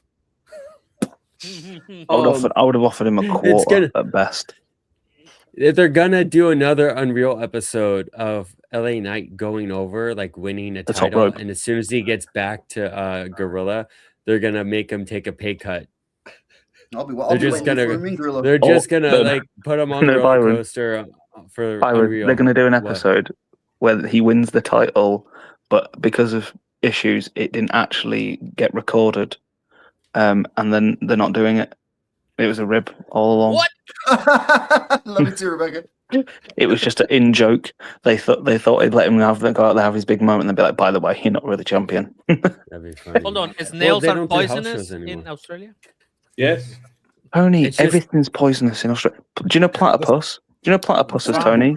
The cute little weird duck mammal things. They have spurs on the back of their hind flippers that can like put you in the hospital because they're poisonous as fuck. The green guy from Phineas and Ferb? Yeah. Yeah. Someone knows what I'm talking about. He was the only one that popped for that joke. Jesus. No, Phineas and Ferb. Everybody's sold. Get you a screensaver picture. Leaf needs a screensaver picture. I heard Jurassic Park was based on Australia. Oh God, he's back. Oh God. He's in the you don't want to go back to the circle thing. Jesus. It burns. It burns. Don't worry, guys. so He's across the pond. He can't. I don't think any of us He expected. can hurt you. He's not in this continent. If you keep venturing out into the light, if you're gonna get moon burn, just back up. I don't think any of us expected Fatu to win, but was it's all the daytime at the end. It's daytime. That's daytime. It's England. It is England. Oh, should we talk about the ending? This is some. I was trying to, but yeah, Jacob Fatu should have won. No, I mean, they did a strong ending. They did a strong ending. Good for them. Cool. Now what? Do you think it mattered or helped? What other matches happened on this pay-per-view?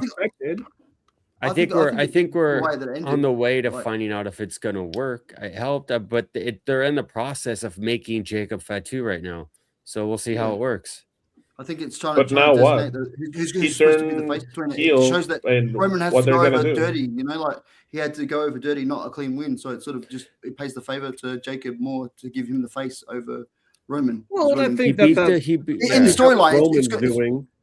I don't think it's going to show that he can't beat him cleanly. That's what it's going to be, I think, man. Like, you know, you're going to have this series of matches between them two, and it's going to show that when Roman does win it, he's not going to go over cleanly. He's going to, you know, find a way to win because it's the way the only way. I've been saying for a long time I wanted Fatu to go back to being a heel. Like, he had his little fun run, everybody doing the yada means, whatever. I think I'm happier with Fatu heel because I think he's got that credibility. Like, he's a dude that is legit scary. Yep. Why do we have, and I get that everybody likes the tough badass dudes being their guy or whatever, but he can still be your guy and be like, we need some credibly scary bad guys. You'd have to find a good way to do it, though, because I think you're going to find the Austin effect is going to work with someone like Jacob. I think the crowd's going to like it too much as a bad guy, so you'd have to find a really good way. I mean, that's why he's choking out fucking Adam Pearce and Hurricane. And that's great. People are going to love that shit. People are going to love that shit. Going back 5 times on Roman, like, I don't know if it's going to work or not, but I think that was clearly supposed to be a heel turn for Jacob, and it's supposed to be him going back to the it was actually. Did you reacted to that live, right? Is that what we're doing on Monday? They were mentioning, like, I don't know, like he lost and then he started fighting again with Roman. For me, it was a heel turn. Absolutely, and if it was, we were popping for it, man. That's I mean, we've been waiting years for someone to choke him out, so yeah. What I enjoyed, I've been waiting for that. What I enjoyed was Roman run going to be another wrong run. Is this going to be another long run? No, Roman already said exactly what his run was going to be. He said, and I quote, "I'm going to be here all summer." He's not going to be all summer now, is he? I think so. No. They've already said Justin he wasn't going to be here all summer, but then he would have dropped to Fatu. Justin, he's not going to be here all summer. He's already said. They've already started cancelling. They did that promo, and then when they started doing all these cuts, suddenly then there was all these rumors of Roman. Monday thing was to take him off TV for at least 3 weeks. Yeah. Mm-hmm. He's not part of this whole European tour that he was supposed to be part of. He was supposed to be in Milan. Yeah. So he's going to have a bunch of extra dates. I did enjoy, though, that they are making Jacob Fatu the main character. To the cliche of, like, you need to always have this guy on camera. If this guy isn't on camera, everyone needs to be asking, where is this guy? What is he up to? And in the A storyline that ran throughout the episode of Raw, they were always talking about Jacob Fatu. What is he going to do? And it built to a head. That's what Raw was about. What this maniac was going to do when he was going to meet up with this other maniac. On the show. You know, you can just say what you wrote on the The only problem is, though, Byron, is that unfortunately, it is the 3rd week in a row that they did the exact same thing between Roman and Jacob Fatu. And this is the problem with WWE. So you're saying that what the show was about Jacob Fatu? I thought it was about sacrificing Mexicans to a large African man. No, that was when we were wondering if at first we're like, Why are these guys on the show? I thought they were cut. What are they so sad? Was the man Madrid back in the USA? Was she? That was What? These two guys look so down. Man. Oh, because they're gonna get murdered. That's part of the new TKO releases. Like there's different steps. 1, they're gonna cut your contract 50%. 2, you don't work there anymore. 3, they murder you. We murder you off TV, yeah. You're going 2-on-1 with the elbow. Player. That is what it is. Player. You know what? They're probably going to go down Undertaker's territory and have some success. Well, so my question is, did you guys like not a letter grade or not? Just like straight thumbs up or thumbs down. Was it okay to watch or was it a fail? Coming off of WrestleMania, that was really weird. I'll give it a thumbs up. I'm going to give it 3 out of 5 Mayhem stars because it was a short show.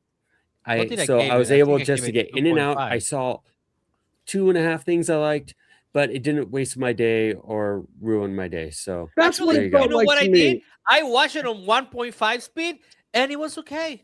Yeah. Right, okay, everybody. Okay, I've got to get this out now, clean. Okay. We've got to the point with WWE now where we give it good review. We'll give it like an A or a 2.5 stars or 3 stars, whatever, because it didn't ruin our day. Yes. It's not as bad as it has been. I didn't even give it the chance to do it. Bear's like, no, Tony Khan did not approve me watching this. I will not watch it. I went to work instead. I went to work 10 hours listening.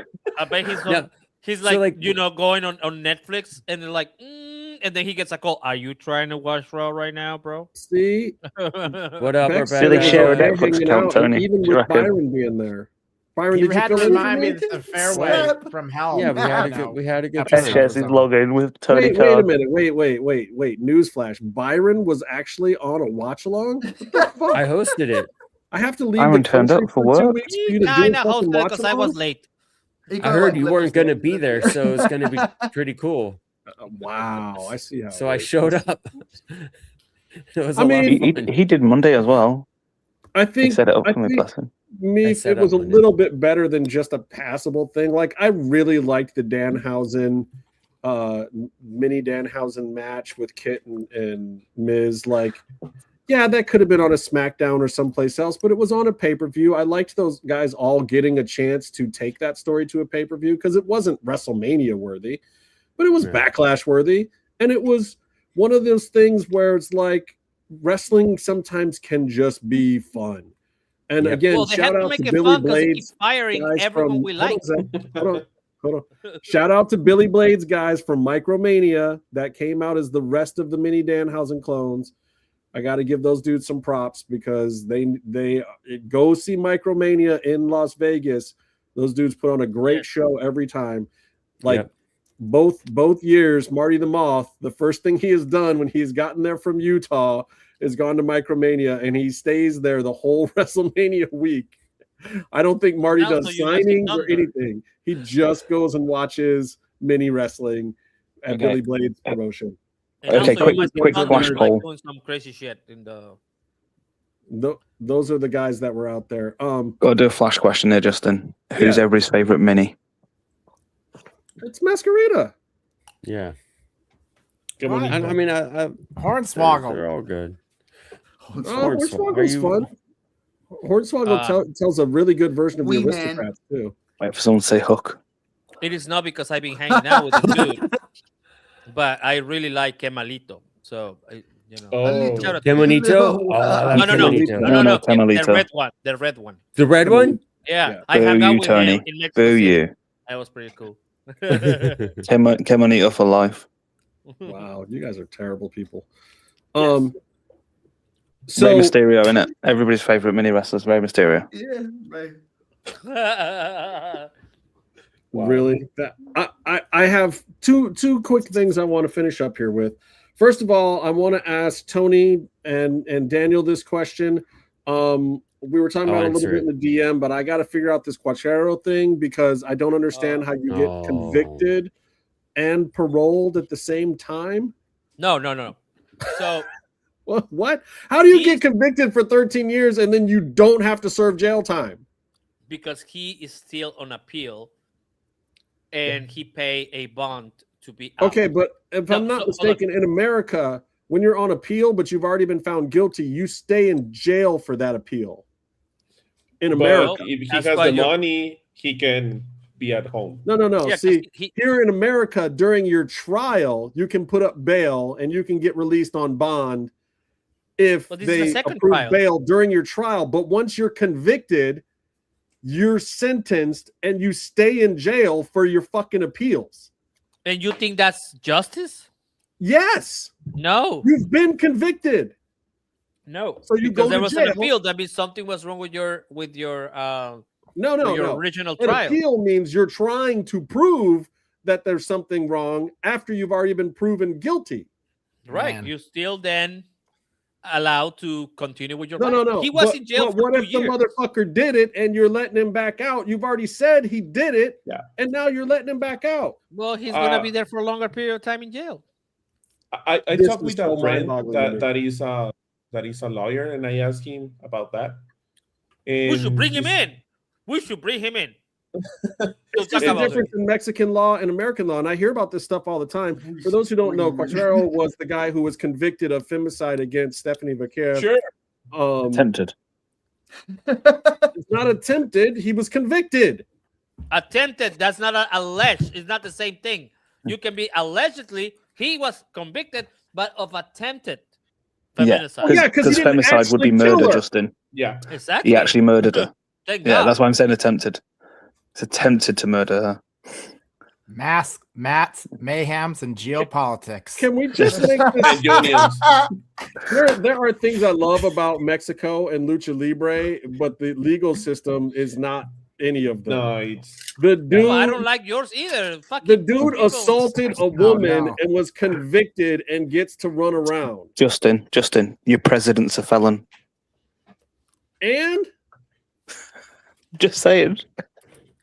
You leave me out of this. Now you know why this feud between the two Americanas is so hot right now. Oh, guess who's going to that? Guess who's going to that? It's only going on holiday to Cancun and getting to watch it. It's not hot on Raw. It's hot in AAA. Well, in Raw, it's the American dudes over, isn't it? Okay, well, forget the Cuatrero thing. The last subject for this evening is a very interesting one. I want to talk about tournaments. We've got the Owen Hart tournament coming up for the ladies and the men in AEW, and we've got the John Cena Classic. Oh dear Lord, Jesus Christ, Justin! How the fuck is it a Justin, classic when it's the if you're first one you've asking, ever done? If you're asking us to talk about that, we first need to try and understand what it is, and they don't know what it is or how it's going to work. Which is why they've given. I didn't understand the rules either. Let me explain the John When Cena. Cena was explaining, I was like, The John Cena Classic. So people are going to wrestle. Feature an NXT talent versus a main roster talent. Yeah. And the outcome of that match, like most wrestling, doesn't actually matter. Is going to be voted by WWE club fans. Will vote on the winners of the matches. The audience won't vote on it. Determine it. So it will be WWE club. I can guarantee you it. Let me finish. What we're doing here is we're helping TKO with their own internal algorithm. This is what they want to do. This is what they think is an interesting idea to do. And the question for us to do is to pick it the fuck apart, because it might be the dumbest shit ever. It might also be fucking brilliant, because it might mean that we get to decide who the fuck gets over in this shit ass company. But Rusev! Justin, last time WWE ran this kind of thing, they ran a thing where people voted on stuff, and it was proven to be rigged, and they didn't actually count the votes or anything. They just went with who they wanted. Like, you know, you see that Monday night. Oh, we'll have The Miz versus Roman Reigns. Who ran WWE then? The same people who are there now. Vince McMahon ran WWE then. Mm-hmm. TKO is not looking at it that way. What they want you to do is free research for them, because they don't know how to pick the next big thing. Yeah, but They can do free research, but you can still ignore it. Different story. Vince McMahon would never, ever in a million years let Meatloaf have any part of picking who his next top guy is. He should have done. Care what you think. I would have made him so much money. I get that, but what I'm saying is TKO does not think that way. What they are thinking of is they literally want you to be their AI for them. They want you to do their job for them. McMahon did do that with Tough Enough. But they still controlled it. They still controlled who was going to win, and also not only who would win, but who they would actually hire after the show was over. What? You telling me that was so like fake? the biggest people off of Tough Enough were not the ones who were first place. Just like in America.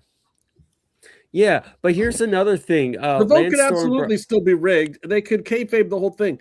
But what I'm saying is that's not what TKO wants. TKO doesn't want to rig it. Because they don't know what they're doing. They should probably rig it. That's what wrestling is. Wrestling is rigged. Do you really want Chicago crowd in control of it? Let's see what happens. Lance Storm brought this up, and it's a great point to this whole thing. Imagine you are, let's say, a $500,000 a year talent, main roster talent. You're gonna have your NXT match with a guy making $50,000 a year. Now, the fans are gonna choose who. Maybe 30, but the fans are going to choose who wins after you have a, playful roll around match that doesn't matter, right? So now you also being on the main roster, you've seen all the stuff that TKO is doing, and you know that this is them doing data gathering. Are you going to let a $50,000 talent look better than you? Are you going to help them out in that match? No, you're not. Just survival, right? Back in the old days, you don't want anyone taking your spot. If someone is looking to take your spot, you get in a ring with them for a match and you hurt them. Now, I don't know if it'll go that far, but you're not going to work with them. You're not going to sell for them.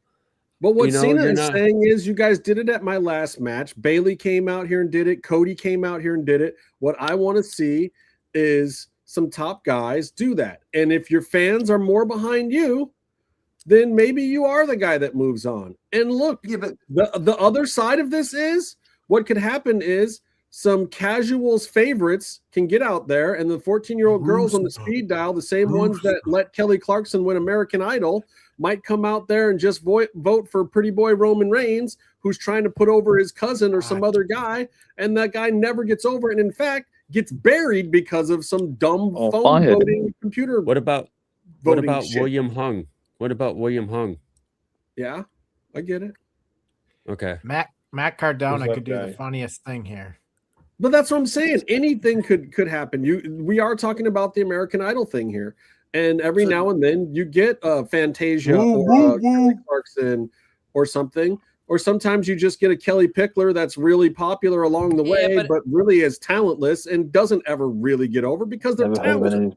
But they are just gonna put whatever they already think they want to push on the thing. That's just how this works. But it's a tournament, so hopefully you get, you start off with 8 to 12 or 16 decent options, and you push them the ones to the top. Like, it's just tough enough. Kelani Jordan in there, so we can finally tell WWE that Kelani Jordan is not the thing. It's not going to work, man. It's just tough enough. Rebranded all over again, just with John Cena's name. That's what it is. In effect, this is how LA Knight gets his spark back. Maybe. Oh my God! Put LA Knight in there and see if this is how they go. This is how they go. Hey, let's not put LA Knight in there. No. Please. Put LA Knight's not in there. Imagine if he gets no votes. This is how they're gonna go. Hey, LA no Knight, confidence. you need to take another pay cut, bro, because you just lost to Brownson Brander. All right, let's talk about. Does anybody have the brackets that they can put on the screen? Somebody put the brackets on the screen. You guys know how to work this machine, right? I put something really good on my screen. Oh my God, my screen's tasty. What is that? Are we Mexican pastry? Hold on, I have. Oh, delicioso, the concha. You like the taste of concha, do you, Justin? Oh my God.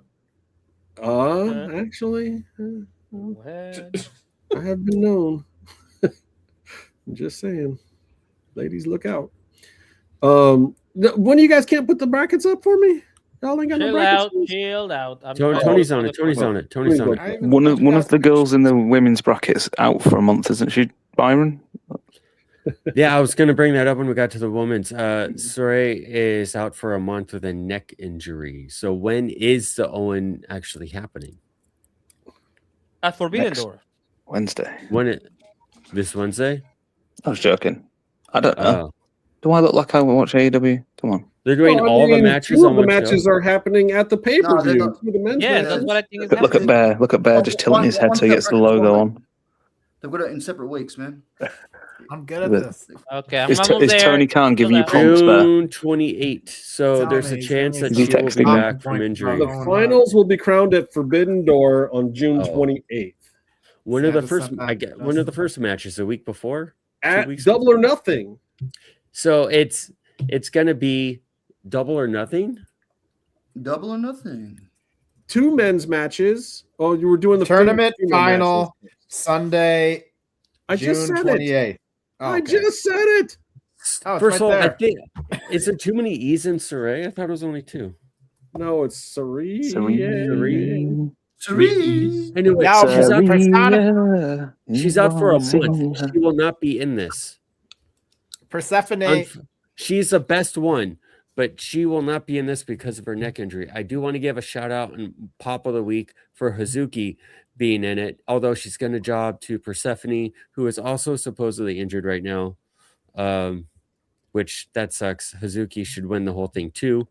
No. Athena's in it. Anything about this bracket? Athena. Athena's going to be on AEW TV again, which is crazy. Big. Love that. I want to see Athena. So and we have potentially in the finals. Potentially Persephone beating Willow or Alex Windsor to go to the final, and then beating Sky Blue. Mina Shirikawa. I think Willow's going to be like a Willow and Athena would be dope too. Ooh, that would be a that's fun what I match. said for him. I think Willow's going to come out with all the gold here. Athena and Willow would be awesome. I think Athena and Persephone are going to be in the final.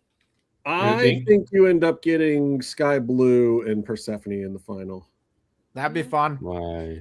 Because I think you end up having Sky Blue face Mina, because then it furthers their feud, and Sky Blue somehow uses Tekla's help to get over on Mina, which pushes the Mina and Tekla feud, and then Sky Blue just jobs to Persephone in the final. They've got to give Persephone some gold to try and keep her, haven't they? But Sky's also TK's little buddy, so I think she gets a little bit of the rub, but she doesn't get the win here. They've been giving her stuff to work with. That's for sure. The last more than Julia Hart.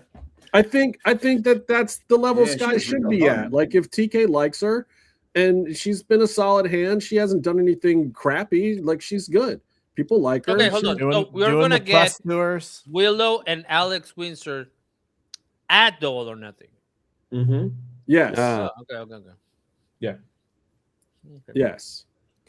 So that's 2 women's matches. Personally, I think since Willow has a belt right now, Alex goes over on her here, because she doesn't have to drop her belt for Alex to go over on her, and it gives Alex some good heat.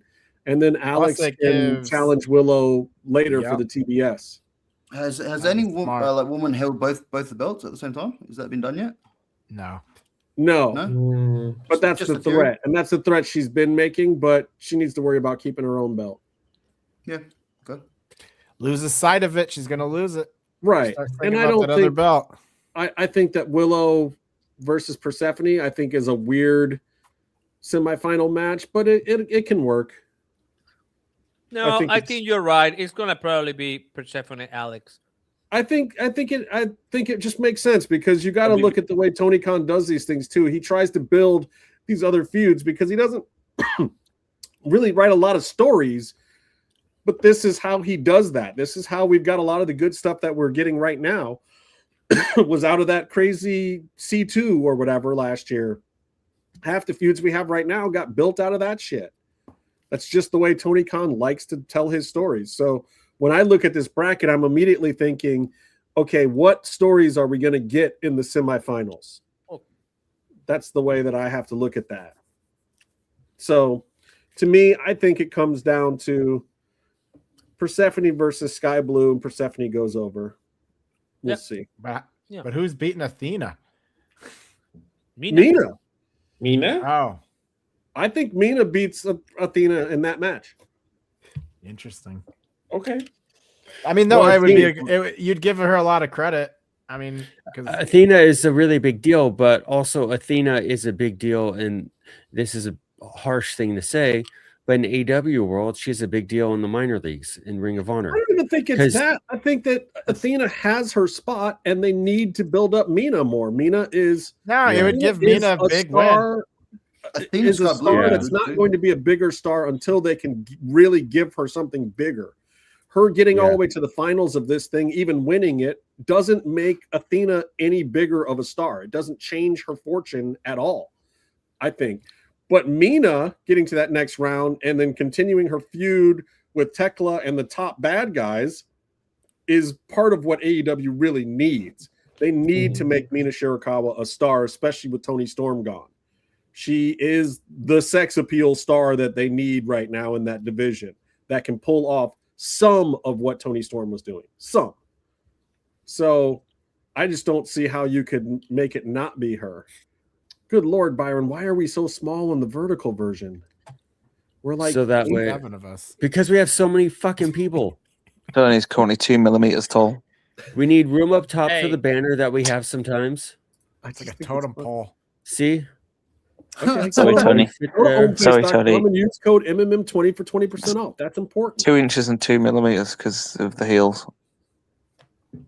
I don't know. Does anybody else see something different happening here? No, I think that's pretty much the call right now from that. Yeah. I mean, it could be Mina in the final two, Mina versus Persephone, but I don't. I mean, I'd love to see Persephone win it. That would be pretty cool. I reckon Willow's going to double belt.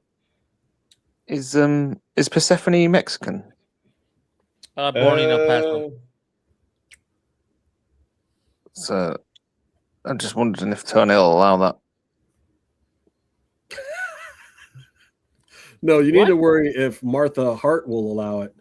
Well, the thing that's interesting for me is if Willow makes it past Windsor, do you give Persephone the win over Willow to start building up your next TBS champion? Well, Willow already won the Owen. Correct. No, she's back to back. No, but I'm saying if Persephone gets the win over Willow in the second round, that starts presenting a building up Persephone to take the TBS. I don't know that helps anything, though. I wouldn't really want to get Willow near the final because unless you want to make her a double champ. If Willow loses in the opening round and she's the TBS champ, by whatever means that she loses, I think that she is completely protected and it builds up Alex and Persephone, and those are the guys that you need to build up. Sure. Don't get me wrong, Tony Khan doesn't always do what you need to do. He doesn't always look logical wrestling way. He could easily. I had to ask this question because my AEW law is weak. So this is a tournament that's held every year, and you win a title. There's a belt on screen.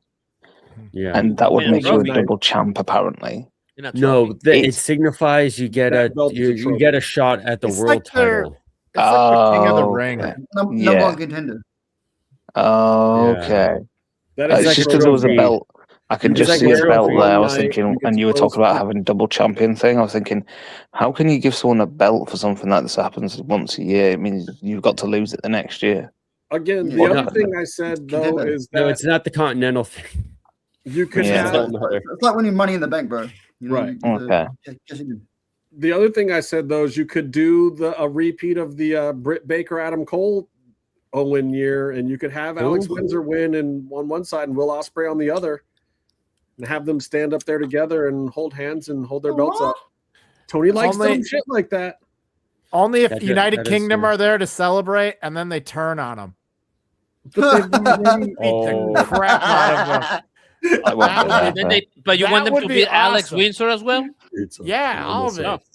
They beat up Alex. We want to know. All right, let's look at the men's. Can we put the men's up here? Oh, I don't have that. What do you mean? What's happening with production? It's in the chat. He hates men's wrestling. I don't hate men's wrestling. I had these tournaments. You're a self-hating man. All the tournaments. Owen tournament. Is that did that come through on WhatsApp from Tony? Did it there? Yeah, he's telling me what to talk. You know. Okay, I got it. Gotta toe the company line. I got it. Actually, that was a much better. Why can I copy this stuff? What the hell? That's not the Owen. What? That's the winner of the Owen tournament. Cup winner. Who do you got? Bear versus PK. Oh man, Tony Khan's got big fists. Does he? Whoa. Compared to Bear. Look at the size of that fist. Wow, come on. It's Close to the camera. Think about Bear and Tony Khan fisting. Let's not. That's what Quick, pull the fucking bracket up. Pull it up, quick. Don't want to think about that again. I mean, I think I'm gonna play as always used. Pull the bracket up. Oh, there it is. Go back to it. Yeah. Look at this. Mimosa Joso. This is interesting. Is this interesting? Not really. Some of it. Yep. Why? For me, it is. Because Jack Perry. Because you just got here. That's why everything's interesting for you, motherfucker. Okay, so let's let Daniel have a crack at this. Danny's Daniel, our puppy. Samoa Joe versus Will Ospreay on the top, and then Mark Davis versus Jungle Jack Perry on the bottom. Who goes over to face each other in a semifinal there? I'm hoping. Okay, so we're gonna do the left side first. Yeah, okay. Do the left side first.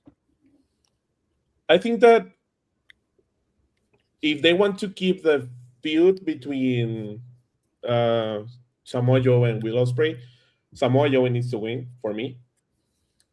I don't know, but oh my god, I love Will Ospreay, so I'm gonna go with Will. What's gonna happen after the What's gonna happen after the Forbidden Door pay-per-view? What is the next pay-per-view? Double or Nothing, I think. No. Or no, All In. No, but basically All what in. Tony is saying is for Will Ospreay to get his big Wembley match or whatever, he needs to cash in by winning this thing. Yeah, you're right. Yeah, Will Ospreay. It's got to be Mark Davis. Right. So Tony's right. Like I would think about it working backwards. Will Ospreay probably wins this whole thing because it's an easy way for Tony Khan to set up his next big thing without having to have a reason for Will to all of a sudden jump back into the title picture. And then obviously Mark Davis, his former United Empire buddy, being in the second round is a lot more compelling than Jungle Jack Perry. Anything's more compelling than Jungle Jack Perry. Jungle Jack Perry is like the LA Knight of AEW.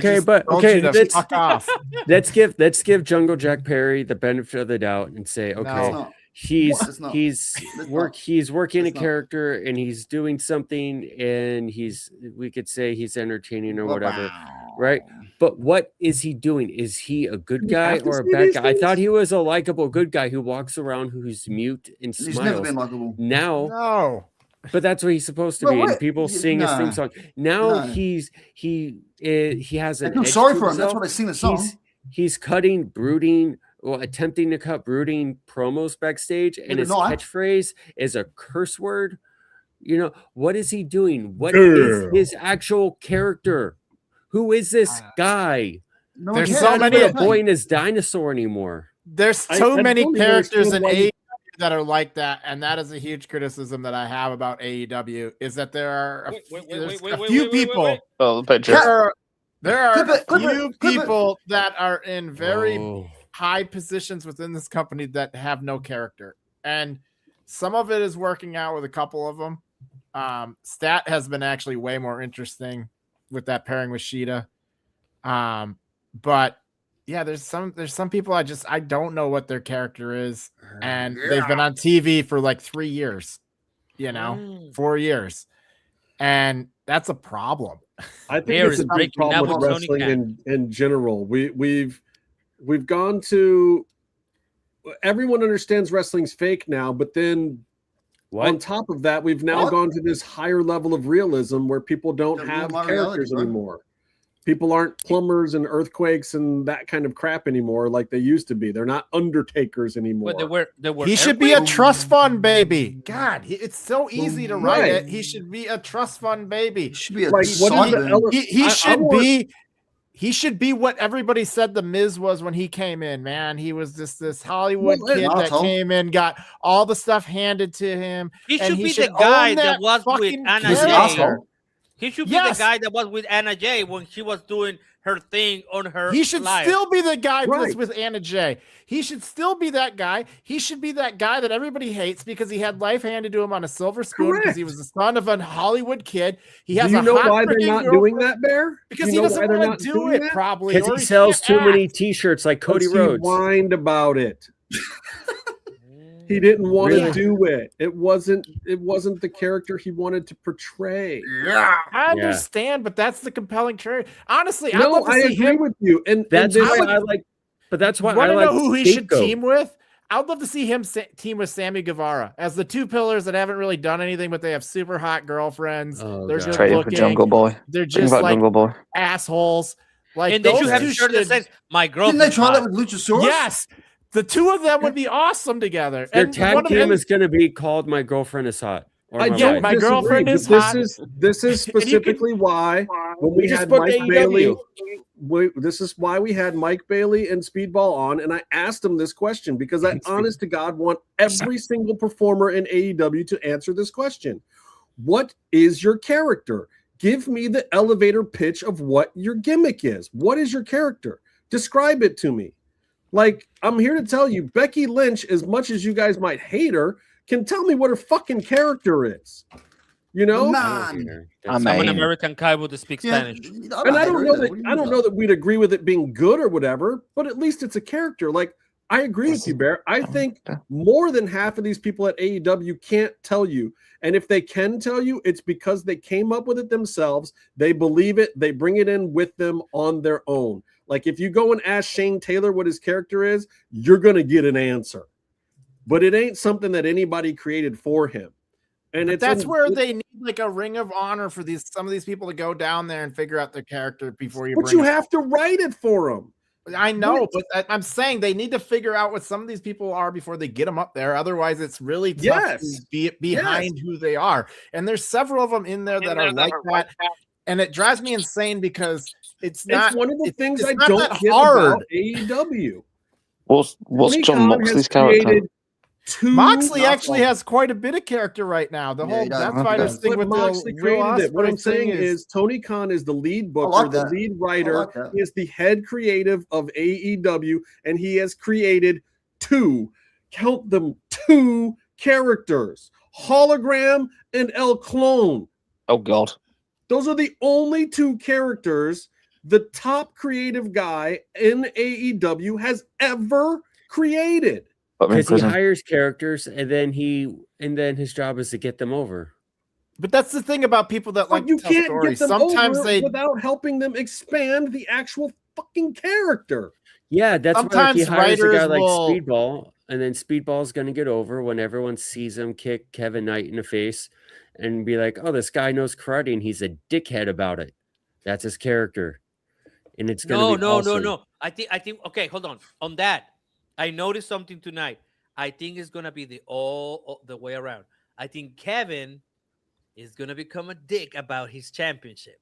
I think both guys are really smart about this. I think, and they're putting it out there where it can go either way. They're feeding breadcrumbs, and then who knows? Maybe there'll be a happy tag team. You can't buy gear that's good enough for the belt to work. That gear he had last week when he did balls on gear tonight. Thunder Rosa, the Darby just gear. Because Kevin you're doing Knight's a run-in gear doesn't mean you should show up in running shoes. What was up? What happened? Snap! I remember. I seem to recall Thunder Rosa making fun of John Cena in his Skechers when he came out and wrestled in some shitty Skechers. I seem to recall that. What's up with your shoes, Thunder Rosa? I thought you had connections with Countdown SA. I thought you had some like Jordan 1s up in that bitch. Skechers are comfortable. What's up, girl? Come on, pimp some style. Pimp some style. You came with some average Joe running kicks for a run-in? No, come there on. we go. He's putting a promo now. You high class. You can do better than that. Can we get a Justin versus Thunder match, Tony? Can you do it? Where's? Oh, this is good. Oh, yeah. This is. I like this. Yeah. Byron, what'd you do? The one. Oh, why? Why didn't we have to the whole?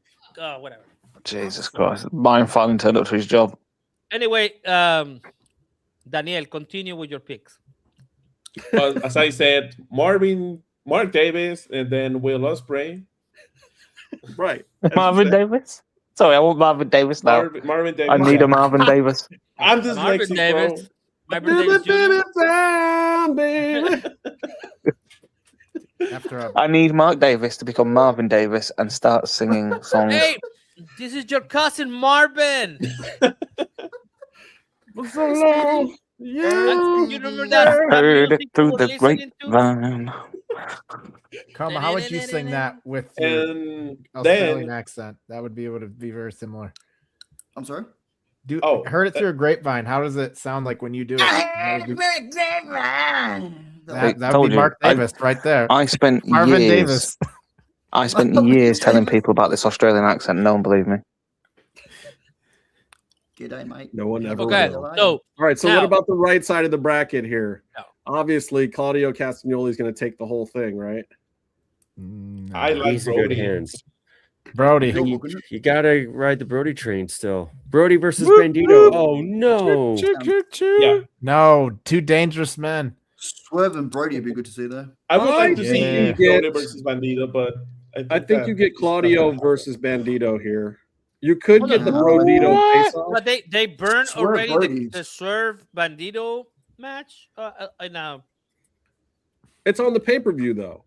So it's going to be a banger. It's going to be a 5-star match. That's all Tony Khan cares about. I'm happy with that. But do we think Swerve's going over here? Or this will end Swerve, up in London with like Swerve drinking Bandito's blood. So I mean, don't know. This is a if tough you one do to Swerve actually versus call. Brody King in the semifinal, that's a good match. I think that's probably the match they're doing is what I would assume, but which one? I don't know. Bandito Brody? Swerve Brody. No, I'm going for Bandito Brody and then Bandito Ospreay in the final. Brody. Just because you hate Bandito Brody. Oh shit. I thought Bandito. that Swerve will go for the Banditos championship. No. No? I don't hate Swerve, by the way. I just pointed out that He's Swerve not doing not that good at right, promo. bro. You have a strong dislike. Let's be real. No. It's the. I just pointed out that they should never have put Swerve in a promo off against Phantasma in NXT because he looked like a chump. And ever since then, Swerve took that advice, blocked me on Twitter, but he took that advice like a fragile little bitch, and I became his arch nemesis, and I made him better at his job. Strong dislike. That's all. No. It's the opposite way around. No. He hates me because I told him the truth. So. The Brody versus Bandito thing is interesting, but it's also like, what does it serve? I guess, you know, the tag partners going head to head. Are they, you know, that's going to be the classic trope of wrestling. That's why, Bear. It's a classic. I trope know of it's wrestling. a classic trope of wrestling, but is that what we're going for here? Classic wrestling trope. That's what everybody keeps on doing. Have you watched the show?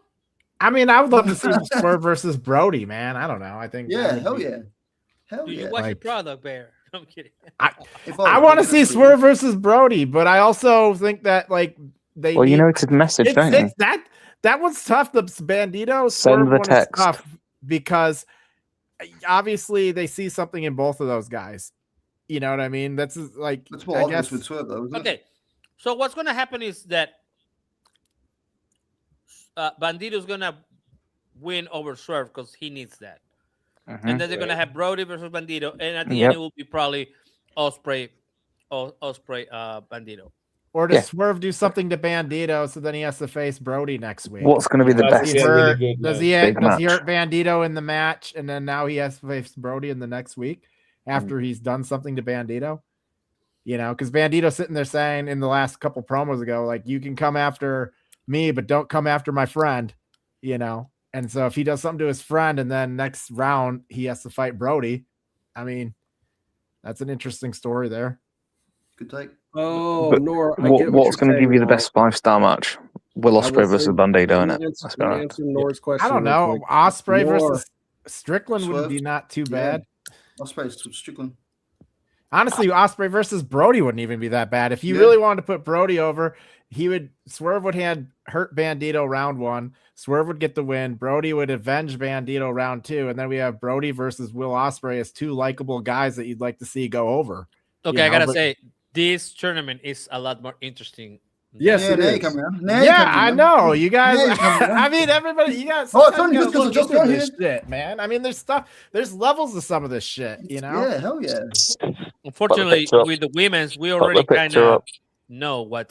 I don't think the women's is interesting. I think there were bad choices. I don't like it when Tony just brings in the Japanese girls that we know he's never going to really put over, and throws them in a tournament randomly. I don't like the brackets in the women's tournament. This is way more interesting. You've got guys that you've presented a certain way.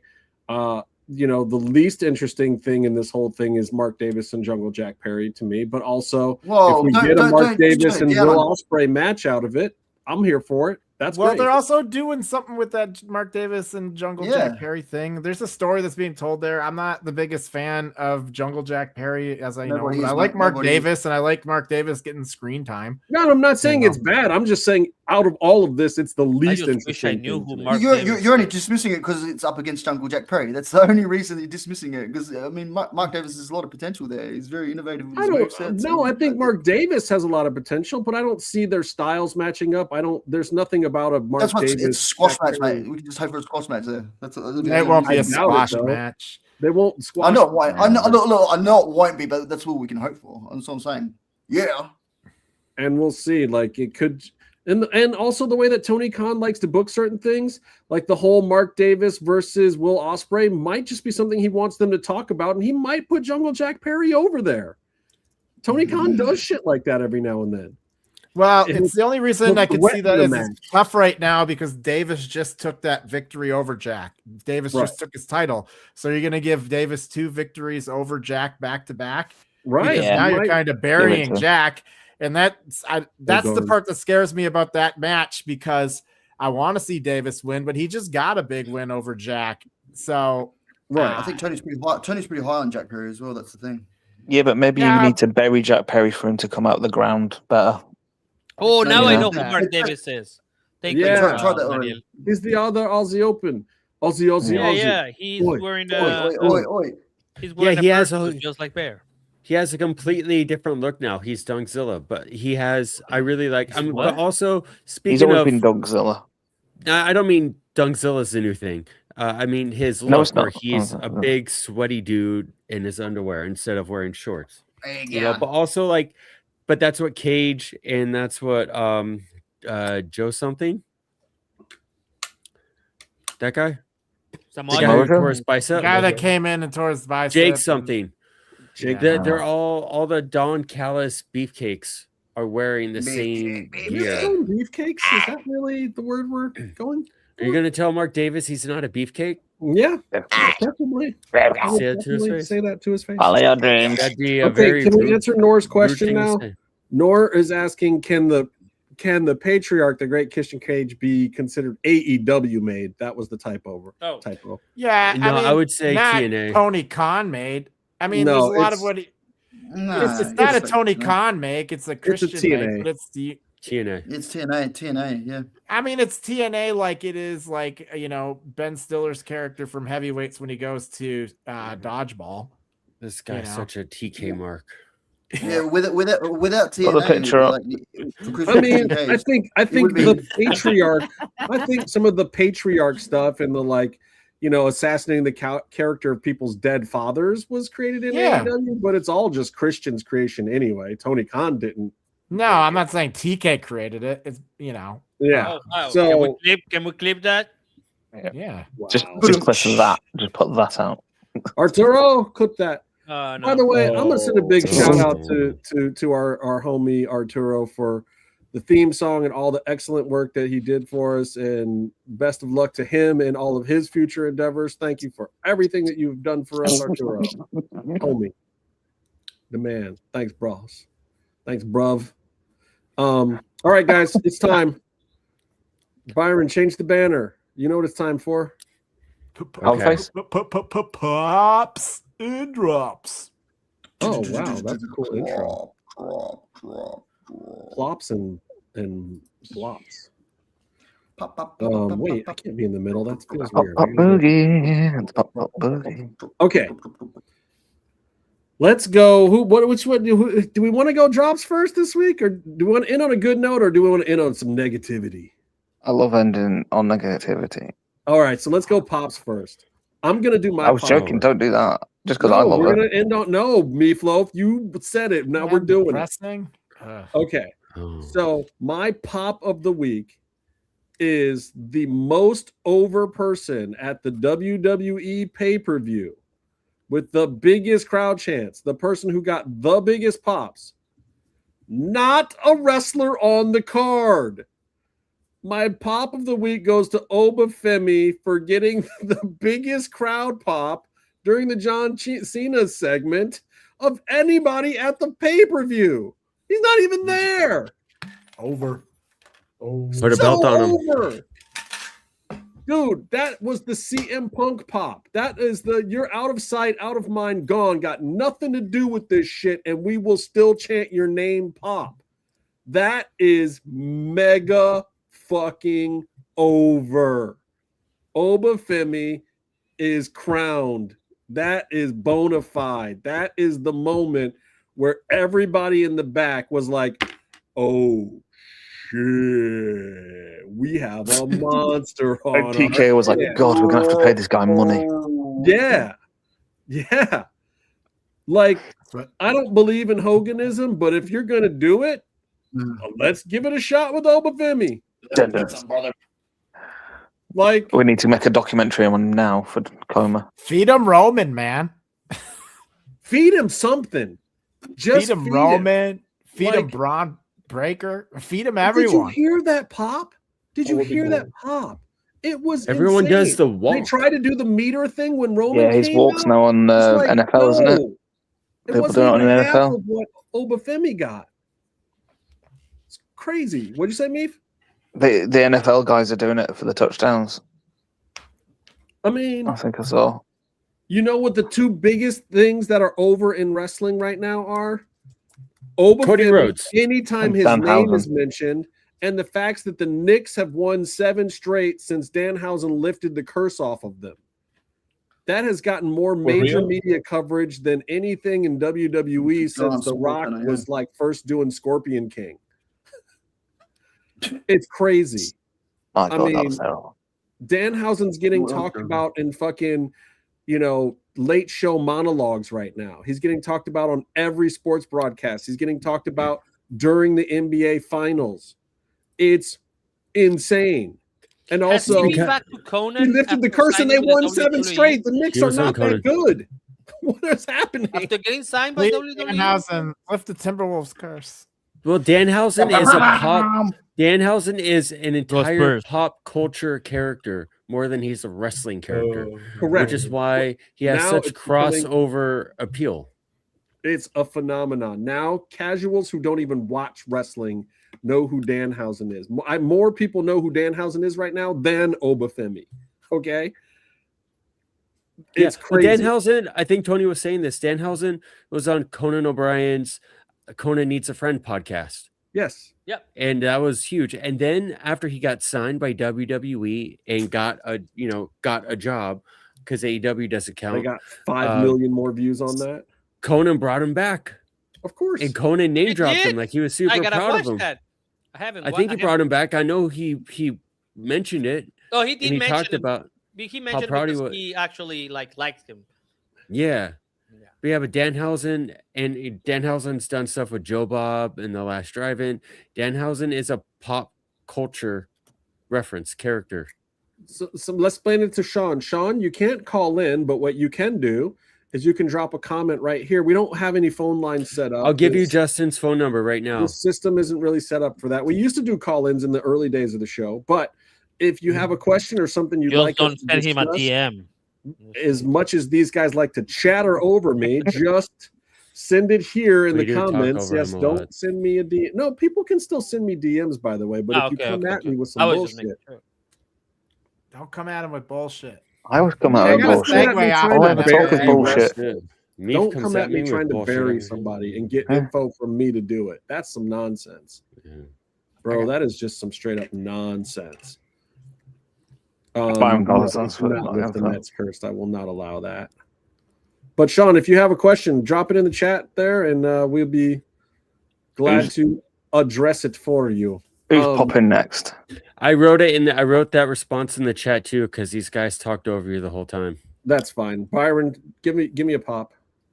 My pop is seeing Hazuki and Sarai in the Women's Owens tournament. Who probably have always my drop. I was happy to see them get on American TV. I think they'll probably have shit matches and put over wrestlers they don't really, mesh with. Like me, Miyu Mashita is great, and her and Thunder had a tremendous match in DDT, and then when they did the rematch in AEW, wasn't as good. It's a little different. Live TV wrestling with commercial breaks and all the AEW TV structure is different. But it's so nice to see them out there, and it'll be good that they get the exposure. And Joshi Wrestling, Stardom, TJPW, all that stuff gets exposure. It'll be really good. Another pop. NHL playoffs. They're still awesome. I know the Ducks lost last night. It's a wrestling show. Who do you guys have for game 6? Ducks I have a question for tomorrow. You, Ryder. Yes. Do you think that Saya Kamitami will wrestle here in America? If someone's smart, they'll bring her over here. But she's doing tons of stuff in Japan now, and she does a TV show. She just lost the title, so she might be getting a little bit of a break. But I don't know. I don't think AEW is going to, because they haven't, or maybe she's too valuable to Stardom to send over. She's one of the top stars in Japan wrestling in general over the past year. Yeah, that's why it's weird to me that they haven't reached out, or maybe they did. I don't know. Schedules and visas and other shit too. Yeah. Tony Khan can't bring everybody. Speaking of Tony's, Tony Allen, you got a pop? Yeah, the Io Sky Asuka. His pop is his vacation he was just on. Has he told you about it?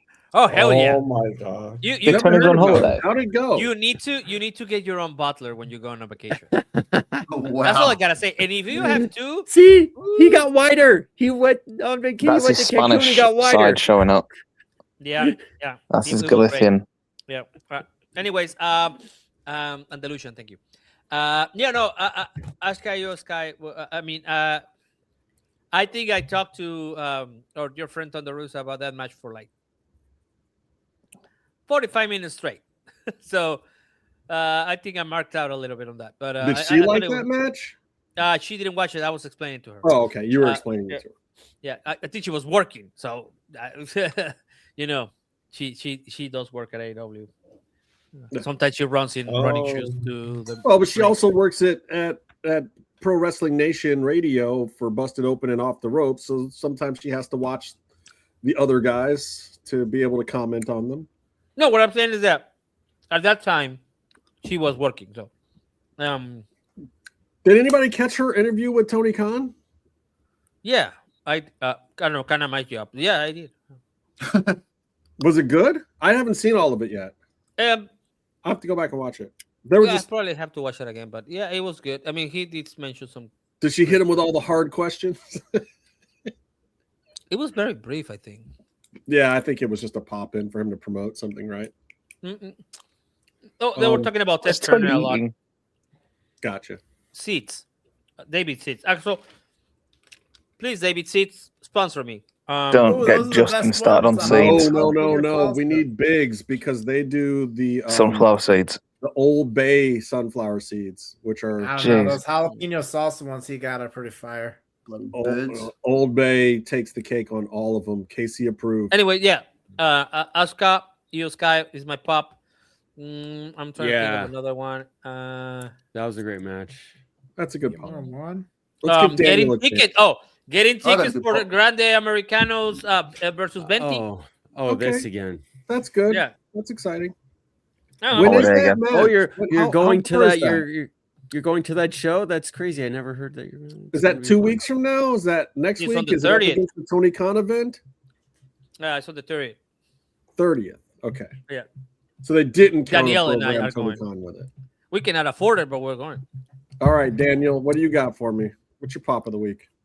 All the Darby's matches this week. Okay. That was mine. Like the Darby golf was court mine. match. That's mine. Really good. Oh man, I was gonna put that up too. The Dude, Darby's run's been great. The golf court. Oh yeah. Oh, I have a pop. Fairway to Hell. Screw you all, it's mine. That was gonna be mine after he stole the Darby.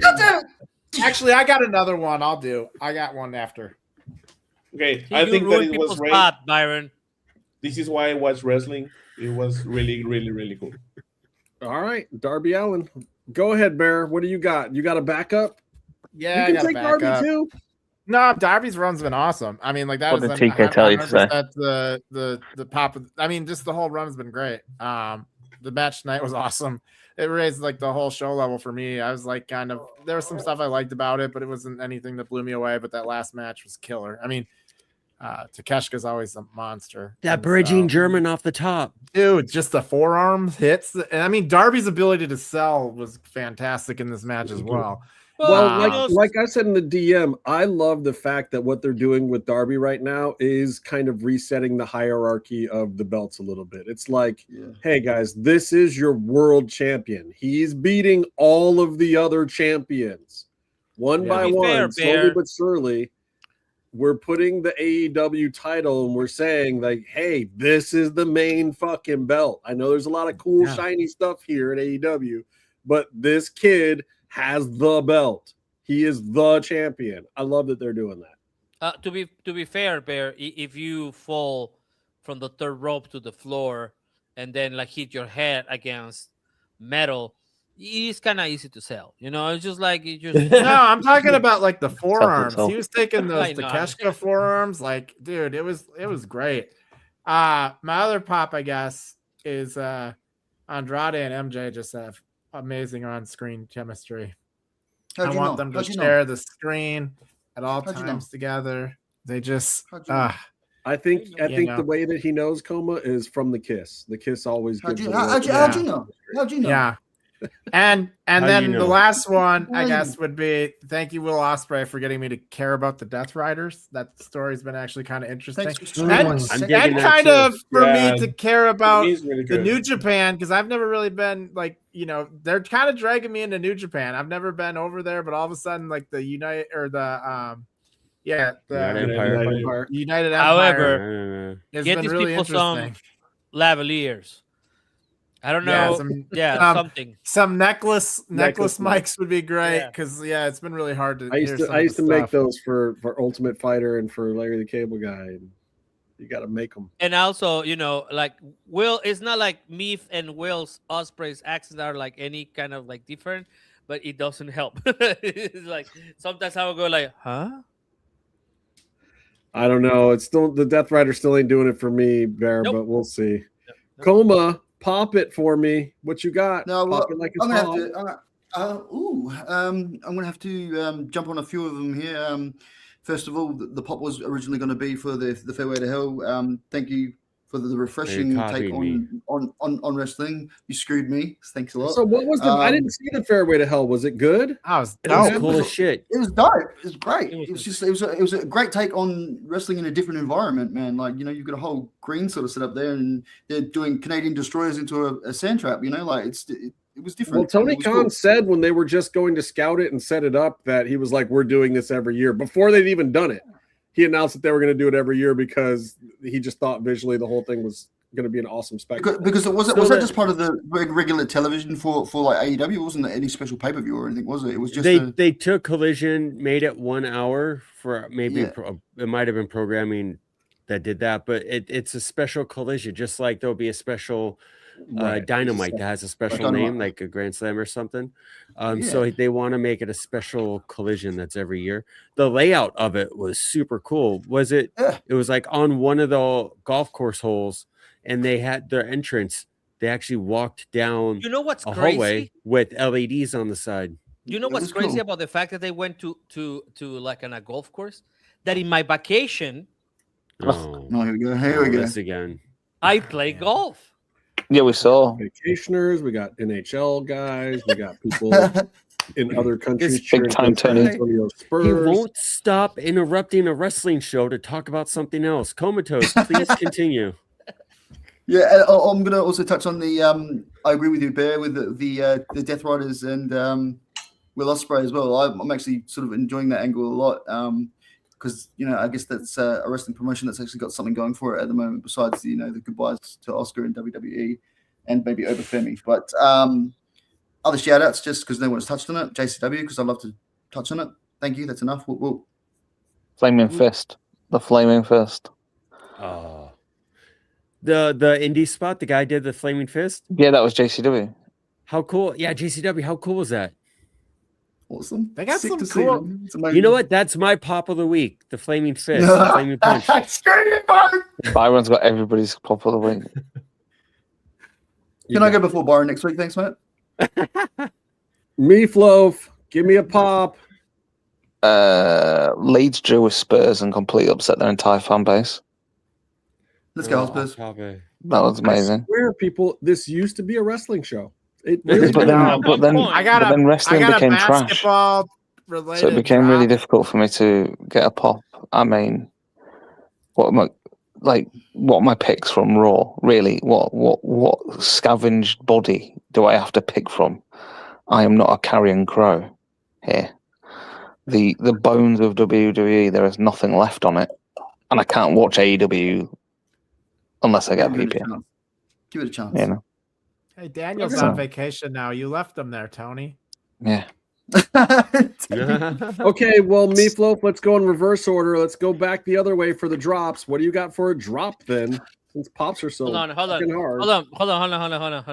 I just gotta prove a point here, and yeah. Oh my God! You see, there is a little bird next to me. That's how angelic this was. We've already talked about what it means when you have a bird in your house, Tony. No, this is me playing in the bird. That's only bird he would have seen on a golf course, mate. Coming down and be like, "Oh, was it a bogey?"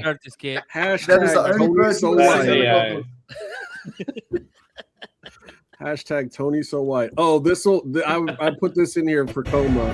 This will make Coma happy. Boo! Come on! Boo! Yo, I got a drop of the week. I want to play off the drop of the week. My drop of the week is Wemby doing a Judas effect to Nas Reed, my boy Nas Reed, taking the Judas effect straight to the face, and then Wemby doesn't even get fined. Doesn't? Yeah, I'm fine. No suspension, whatever. At least fine him. Come on. Yeah, you know what I say to that? Yeah. Let's go! Team Wolves! Wolves at 7. I'm sorry. You know what the best out of these? The glasses. Spurs did not beat Leeds at least. The glasses are just insane. Like, what is wrong with your people, Tony? Aren't you supposed to control the people? PR? This is what happens when he goes on holiday. San Antonio people, man. What do you mean? When I say your people, I mean the people that you are hired to keep from doing dumb shit on national TV. At least I made my sports stuff related to wrestling. He was too busy on holiday. I was on a vacation. He was in Cancun. Yeah. No, where were you on vacation again, Tony? I was on vacation in Cancun. I don't know if I told you this. No, you don't. You don't have to. Did you do anything when you were there? Did you get up into any sports? The dude's 8 feet tall. What are you supposed to do? It's just he's Tony's a not walking 8 feet bucket. tall. What the fuck do you do? You're supposed to lose to him. Beat the shit out of them, man. If they They've if been they doing get the whole series, mate. That's what we've been doing. if they get by OKC, or if they get by the Wolves and have to play OKC, good luck. Your guys' fan base is We've going got a great record on to this year, mate. lose your shit playing OKC. Look, man, the Spurs found a higher life form. What are you gonna do? They win. No one gives a shit about basketball. No, whole lot of basketball is generally the worst sport invented. No. I How will come actually we've talked defend about Byron hockey here. so much on the show? Well, you I keep will- bringing it up, motherfucker. I will. That's true. I will defend hockey here against basketball. Basketball is the worst sport invented. That is just people bouncing a ball, running up and down the court, putting the ball in the net. No one ever blocks it. They just put it in, and it ends up 1,000 to 1,000 racism. every game. That's racism. You can't say these things about basketball. It's just racism. No, You can't be racism white would be if I used the and original word naming for it. We are talking about soccer again. Here we go, Geezer. What the fuck? Meatloaf, do you have a drop of the week yet? That's possibly It's the state of WWE. Okay. Yeah. That's fair. That's fair. And the fact that Leeds didn't actually beat Spurs because it would have been funnier. Oh God. So Coma, give me a drop, please. Byron interrupting me and taking all of my pops. Okay, my drop of the week is Rebecca. Hey, it's not your turn yet. It's not your turn. We're going to Bear if Coma's done. Drop of the week. These fucking AI ads, man. Oh, they're awful. They're just every time it comes on, I feel like I've just watched something I shouldn't have. And AI ads are making Bear feel dirty. I like it. They're just icky. like they Bear's are. got There's the something icky about feeling. them that gives me the ick, man. And they keep coming on when I'm watching AEW, and I'm Bear just got his hotel porn bill, and he feels bad about himself. Wow. Yeah, there's a little bit of that. There's a little bit of that. It's like He's like, gambling. why did I do that at 3 a.m. to myself? This is so bad. Uncanny like a Valley bad meets person. like desperation and gambling. Like today, there was like some pregnant girl, and Gambling. they're like, just do the app. Get on the app. You'll get money for free. And she's like, oh yeah. And I was like, what in the fuck am I watching here? And then on the sides of the screen, there's this like Vegas vibe going on with these like slot machines, and I'm just like, what is this? Is this the future? I don't want this to be the future. Daniel, do you want to answer this? I want this to be the No, it's a very bad feature if you do that. Okay, Daniel, give me a drop. What did you hate in wrestling this week? Sol Ruka versus Io Sky. Yeah. I really like Sol. I really like Sol, and I really like Io, but I didn't like the fact that everyone in NXT who was brought to the main roster is winning except Sol. She's not that good yet. She then why she's not on the NXT then? Well, she's a star. She's over, but working a match on Io's caliber, she's not there. She's rushing all over spots. She's getting the match against the idiot, man. Like, And her think this is a stupid different finish bit. got exposed. Everyone's like, "Oh, well, no one's ever reversed her finish like that." Yeah, really infinite. Like finish the match. You didn't Byron, actually. let me ask you a question, Byron. What? Byron, let me ask you a question. Okay. Do you think that Michael Hayes approved of Sol Ruka being brought up to the main roster? Yeah, because he needs someone to talk to his language with. I don't know. Until he found out. I was making a veiled reference.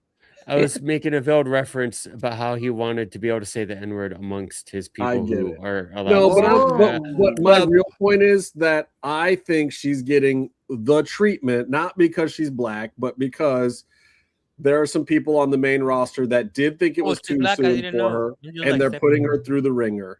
I think they're doing the thing to her. Her introduction is coming across from NXT though. She's carrying across in a gladiator skirt right now. I think she could work better though. I think getting a match with Io, even losing to Io after Io's been getting featured and all that, is a big deal. That's a spot she shouldn't have earned yet, I don't think, at least to be competitive. But coming up to the main roster and working with Jeff Hardy, one of the all-time greats. I'm telling you, pinned in 7 seconds. She's getting that old school WWE. Impalment.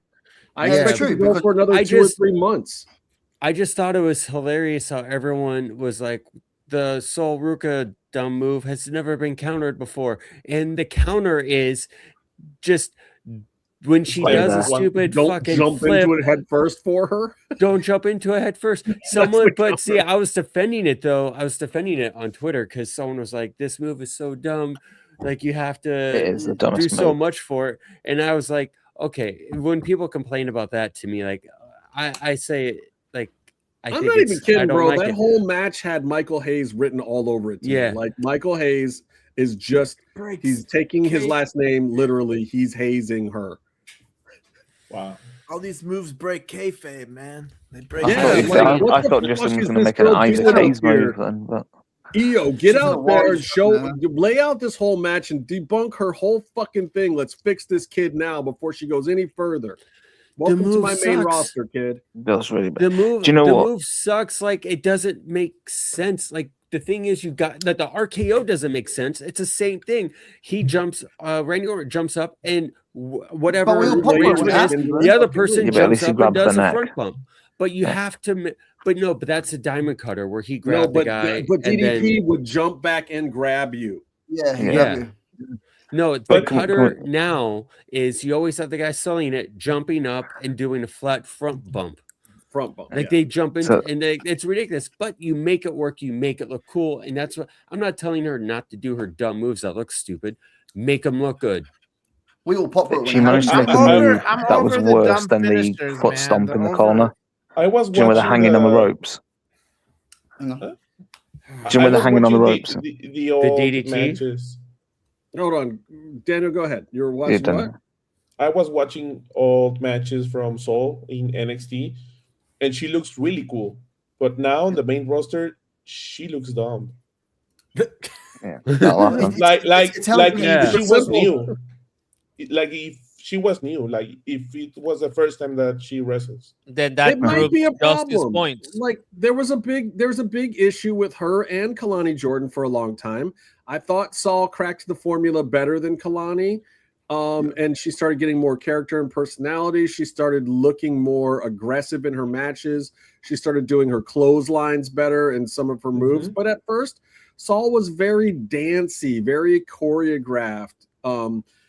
She obviously is super athletic, but it didn't look very real. And we talked about it on this show a long time ago about how Saul and Kalani both had this issue where like wrestling is supposed to be a simulated fight. You're supposed to believe that these people are fighting each other, and it wasn't believable for either of them. But at some point in time, Saul started cracking the code, and now I think she's having some of those tools taken away from her that she was given in NXT that helped her crack the code, and she's going to have to figure it out again. And I really do. I don't know if it's Michael Hayes specifically, or maybe it's even Triple H or just Jamie Noble or somebody in the back. But I think one of the people that's been around for a while is like, no, go out there and make it look like you're in a fucking fight. This isn't a dance. This ring is 4 feet bigger. Go out there and show us something. Quit fucking around. This isn't patty cake. Go out there and have a match and lose. See what you got, kid. They have spotlighted her though, like as opposed to any others that have come up from NXT. Like they've given her a bit of a spotlight on the dance floor. With the introduction that they did on Raw as well. Bringing like champions like. I firmly believe it's she's a Nick Khan. I think she's a Nick Khan call up. I think he specifically asked for her, and now she's got to prove it because the corporate boss wanted her there. So now she's got to do the work and do it fast. And that has happened at WWE plenty of times before. Somebody wants somebody up and they give it to them, but then the rest of the staff is like, okay, well, now we got to make this person actually fit what we do here. So I think it's just that. Tony, by the way, sorry, I was talking about. Yeah, was when they're hanging in with their legs on the top rope and they fall backwards and they hold the top rope while the person does a double foot stomp on them. Is it Alberto's finishing move? Yeah. Yeah, that's the only move that's worse than Sol Ruka's. And that's the move. Oh, I don't know. The 27 palms plex or whatever fuck is pretty bad too. Yeah, but they make efforts. They're making efforts to make it work. So like the 21 plex, they've tried to like set it up better or do it with the guy laying on the ground. It looks better that way. It can look really stupid. That other move, I also hate it, but some people, the really good ones, lay it out and make it work in their match in a way that makes sense. Look, here's what I'm here to tell you, it's man. difficult. It is. You do not have to stick with one move forever. In fact, as much as I was fucking with her earlier, big props to Thunder. That new version of her Tijuana bomb, does it have a name, Tony? Oh yeah. She called. I think she's named it now. Whatever. It's like it's like a cross between her Fire Thunder driver and her Tijuana bomb, and it looks great. It looks like a better finishing move. That's what everybody should do. Like, there's no reason to not evolve to the next thing. Like, I like the Tijuana hangover. If you have a lower back injury and you're out for a year, you can't do your Fire Thunder driver anymore when you come back. Guess what? Don't do it. Do something different. And then she did the Tijuana bomb for a while, and that was actually pretty cool. But some of the girls, it doesn't work very good on. So now she's got a new version of it. The evolution is dope, and the new version is great. Yeah, Saul I like her needs submission. Tijuana hangover. Evolve her thing. That's the point. Saul Ruka needs to evolve her thing. But it's going to be difficult because she is known for that stupid move. Soul snatch.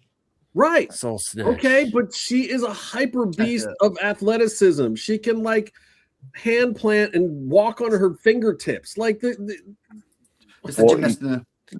That's like saying Rey Mysterio is only known for his 619. You know who's super creative?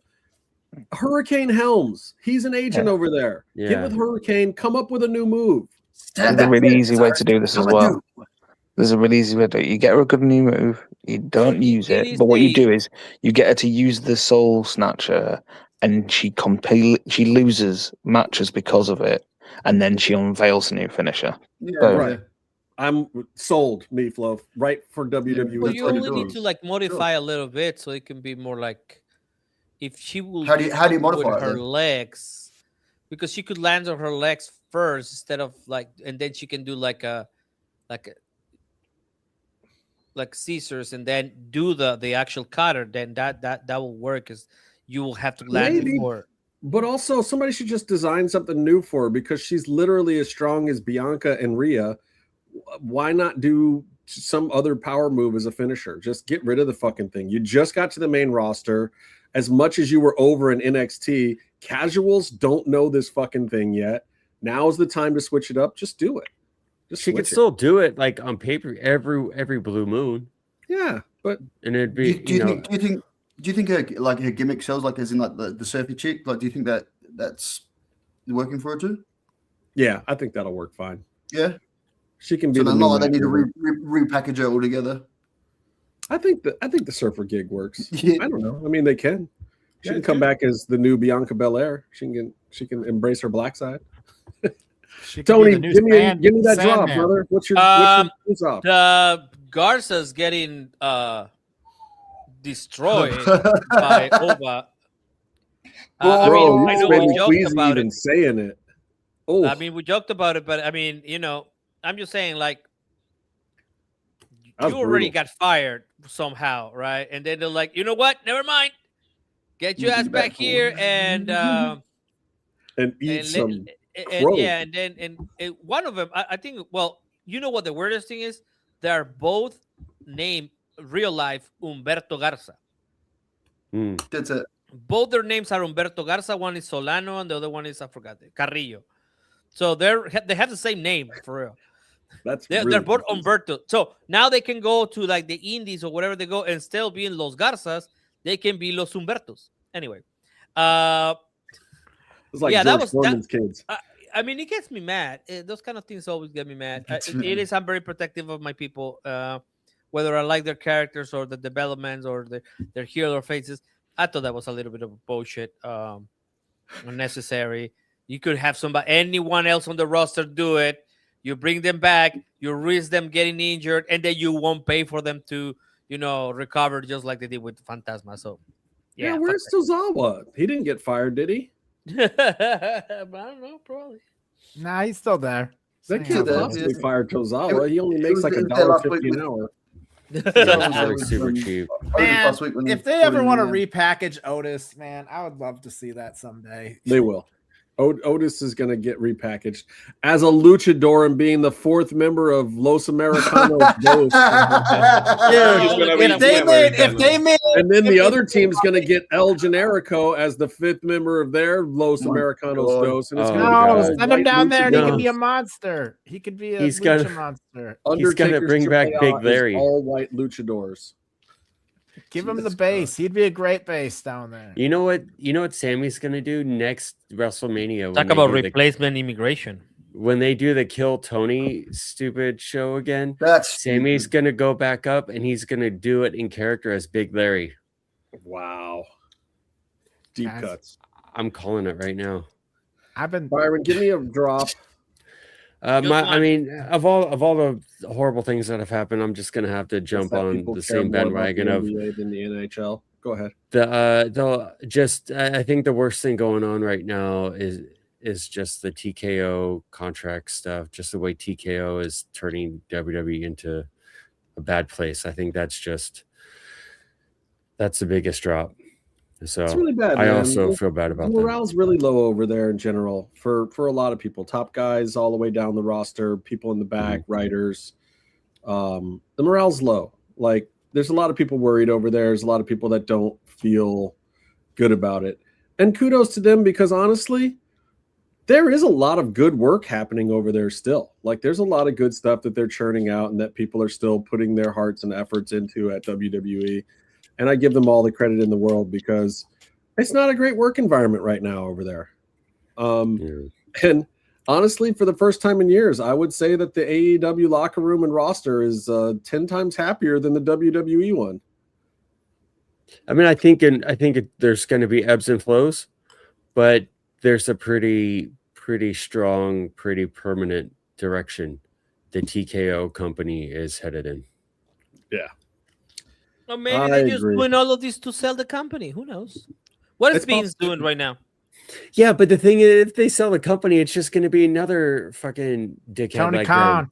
You're not going to buy it. It's going to be. They're not going to sell it to him. They're not going to sell it to like to a Vince McMahon type who is running it as their family business, and it's their company that they need to run with their vision and their people, which they he can treat it like family. He can also abuse the shit out of them too. But it's family. They'll sell it to Saudi Arabia, and Triple H will actually really run booking then finally. In Bear's favorite segment, say what you want about Vince, but they're running like a family. But they're family. Crazy dysfunctional, a little bit abusive, probably a hillbilly family. Terrible things, but they're family. Well, a little bit rapey. My runner-up drop of the week, we just kind of mentioned it a little bit. I gotta say, is the American-made boys going under Americano hoods. Pretty cringy, pretty awful. I get it. Julio. Did anyone figure out names? We weren't so happy with Tyler Bate and Butch being under hoods as it is, and then we're gonna add more fuel to the fire. That's not for me. That's not what I'm looking for.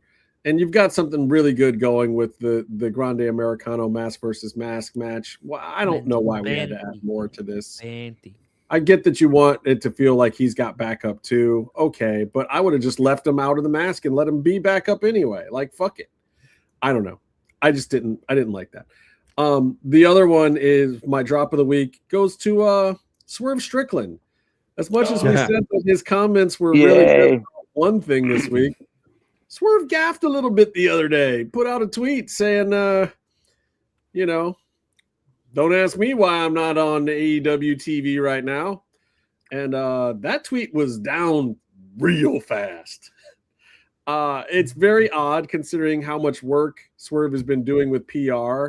His social media is very under a spotlight with The Office.